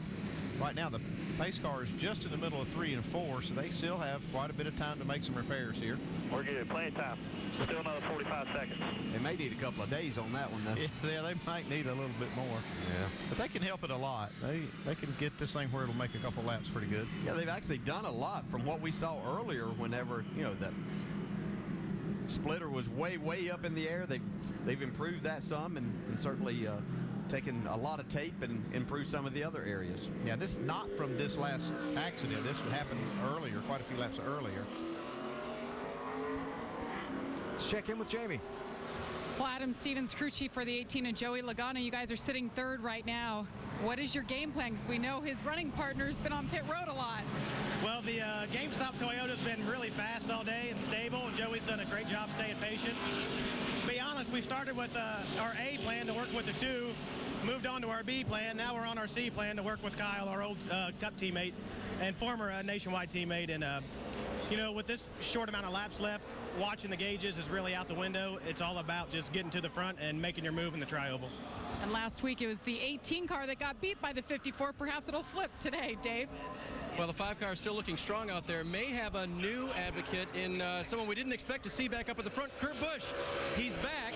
You talked with his crew chief, Nick Harrison. Does Junior need the help from Kurt, or can he do it on his own? I don't think we can do it on our own. Everybody's cooled off now. We didn't get a good restart there. Austin got to running into the back of him, didn't stay against him, and they didn't get a good run going there, so we lost a lot of spots there. But hey, he's a rookie, he's learning, he's doing a heck of a job today, and you know, he'll learn. But that Helmut Chevrolet's been good all day long, but we done lost our track position here, and we're not giving up. And Kurt's back there, and hopefully we can get pushed by them guys. Got the veteran behind him now, and the upshot of the 1 car, Nick Harrison told me they've got their cooling back. Kurt should be able to help as much as possible toward the end here. Look for that combo to work out. Well, let's touch on what Pop Zuri just said there about cooling. All these cars just sat for 19 minutes under the red flag. We're going to see everybody just push for the final 2 laps? Oh, yeah. You're not going to see anybody try to get any air these last couple laps because it doesn't matter. Okay, well, you have one less thing for the driver to do, have to look at a gauge, but he's got about 10 other things that are going to happen here. He'll be busy. Brad Keselowski's got some Take it troubles right to the garage. under the back of that 22 car. Track bar is it's a rod that keeps the rear end centered in the car, and that thing looks like it's broke. So he will come out of the race, and that's going to put us down to 19 cars on the lead lap. Second attempt at a green-white checker finish. Kyle Busch, Joe Nemechek to the green.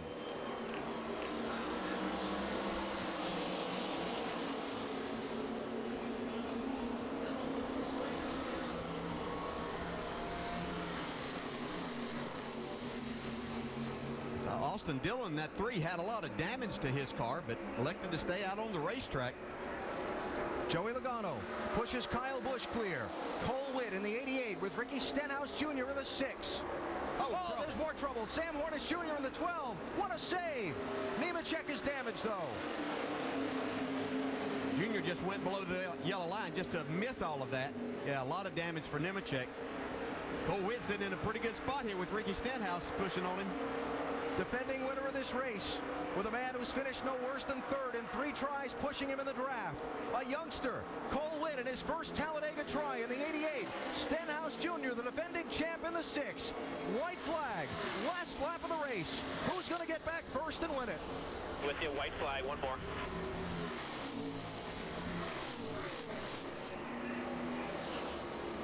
As Cole Witt learned enough today to know exactly where to make this move.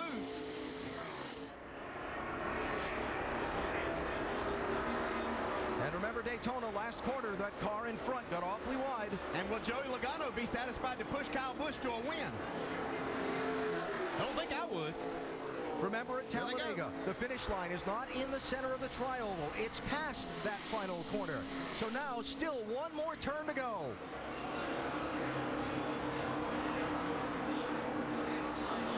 Logano's got a little space here to try to make a move. Here comes the move. Logano to the outside. Kyle Busch to the inside. Joey Logano wins it.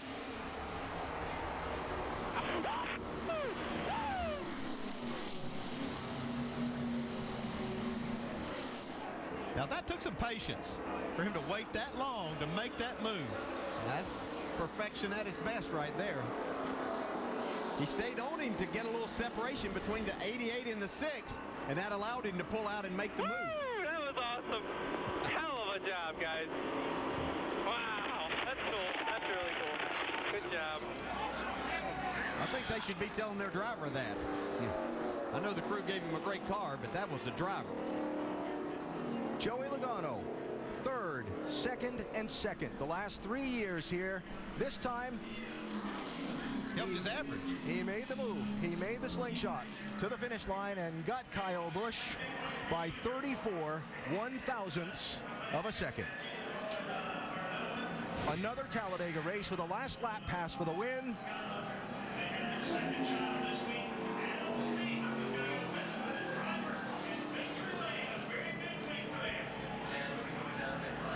By that much.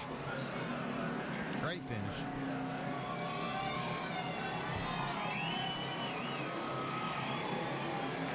Wow.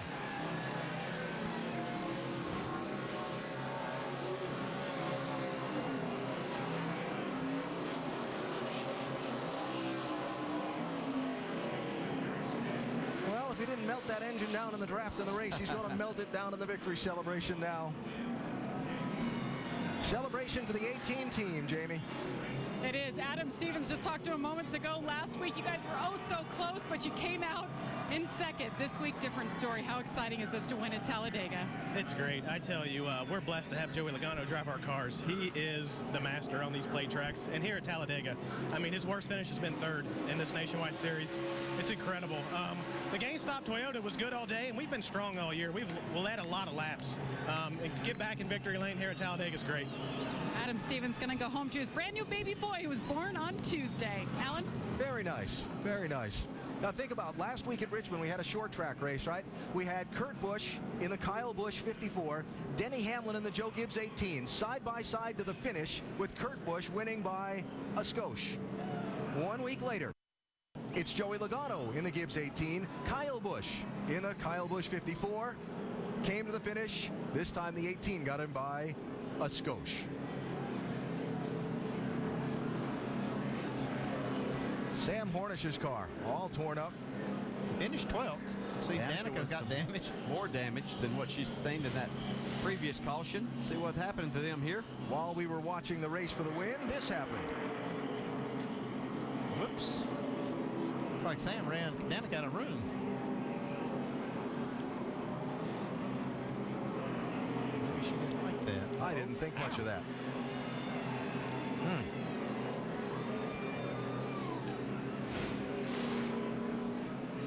Might get her a trip to the NASCAR trailer. I think Sam's going to be happy with that. No. Yeah, probably get a visit from Sam, too.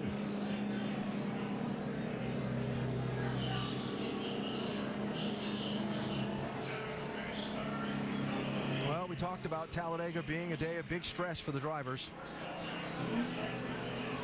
Some of those stresses coming out in that closing laps. No stress for Joey Logano, celebrating a Talladega win, finally.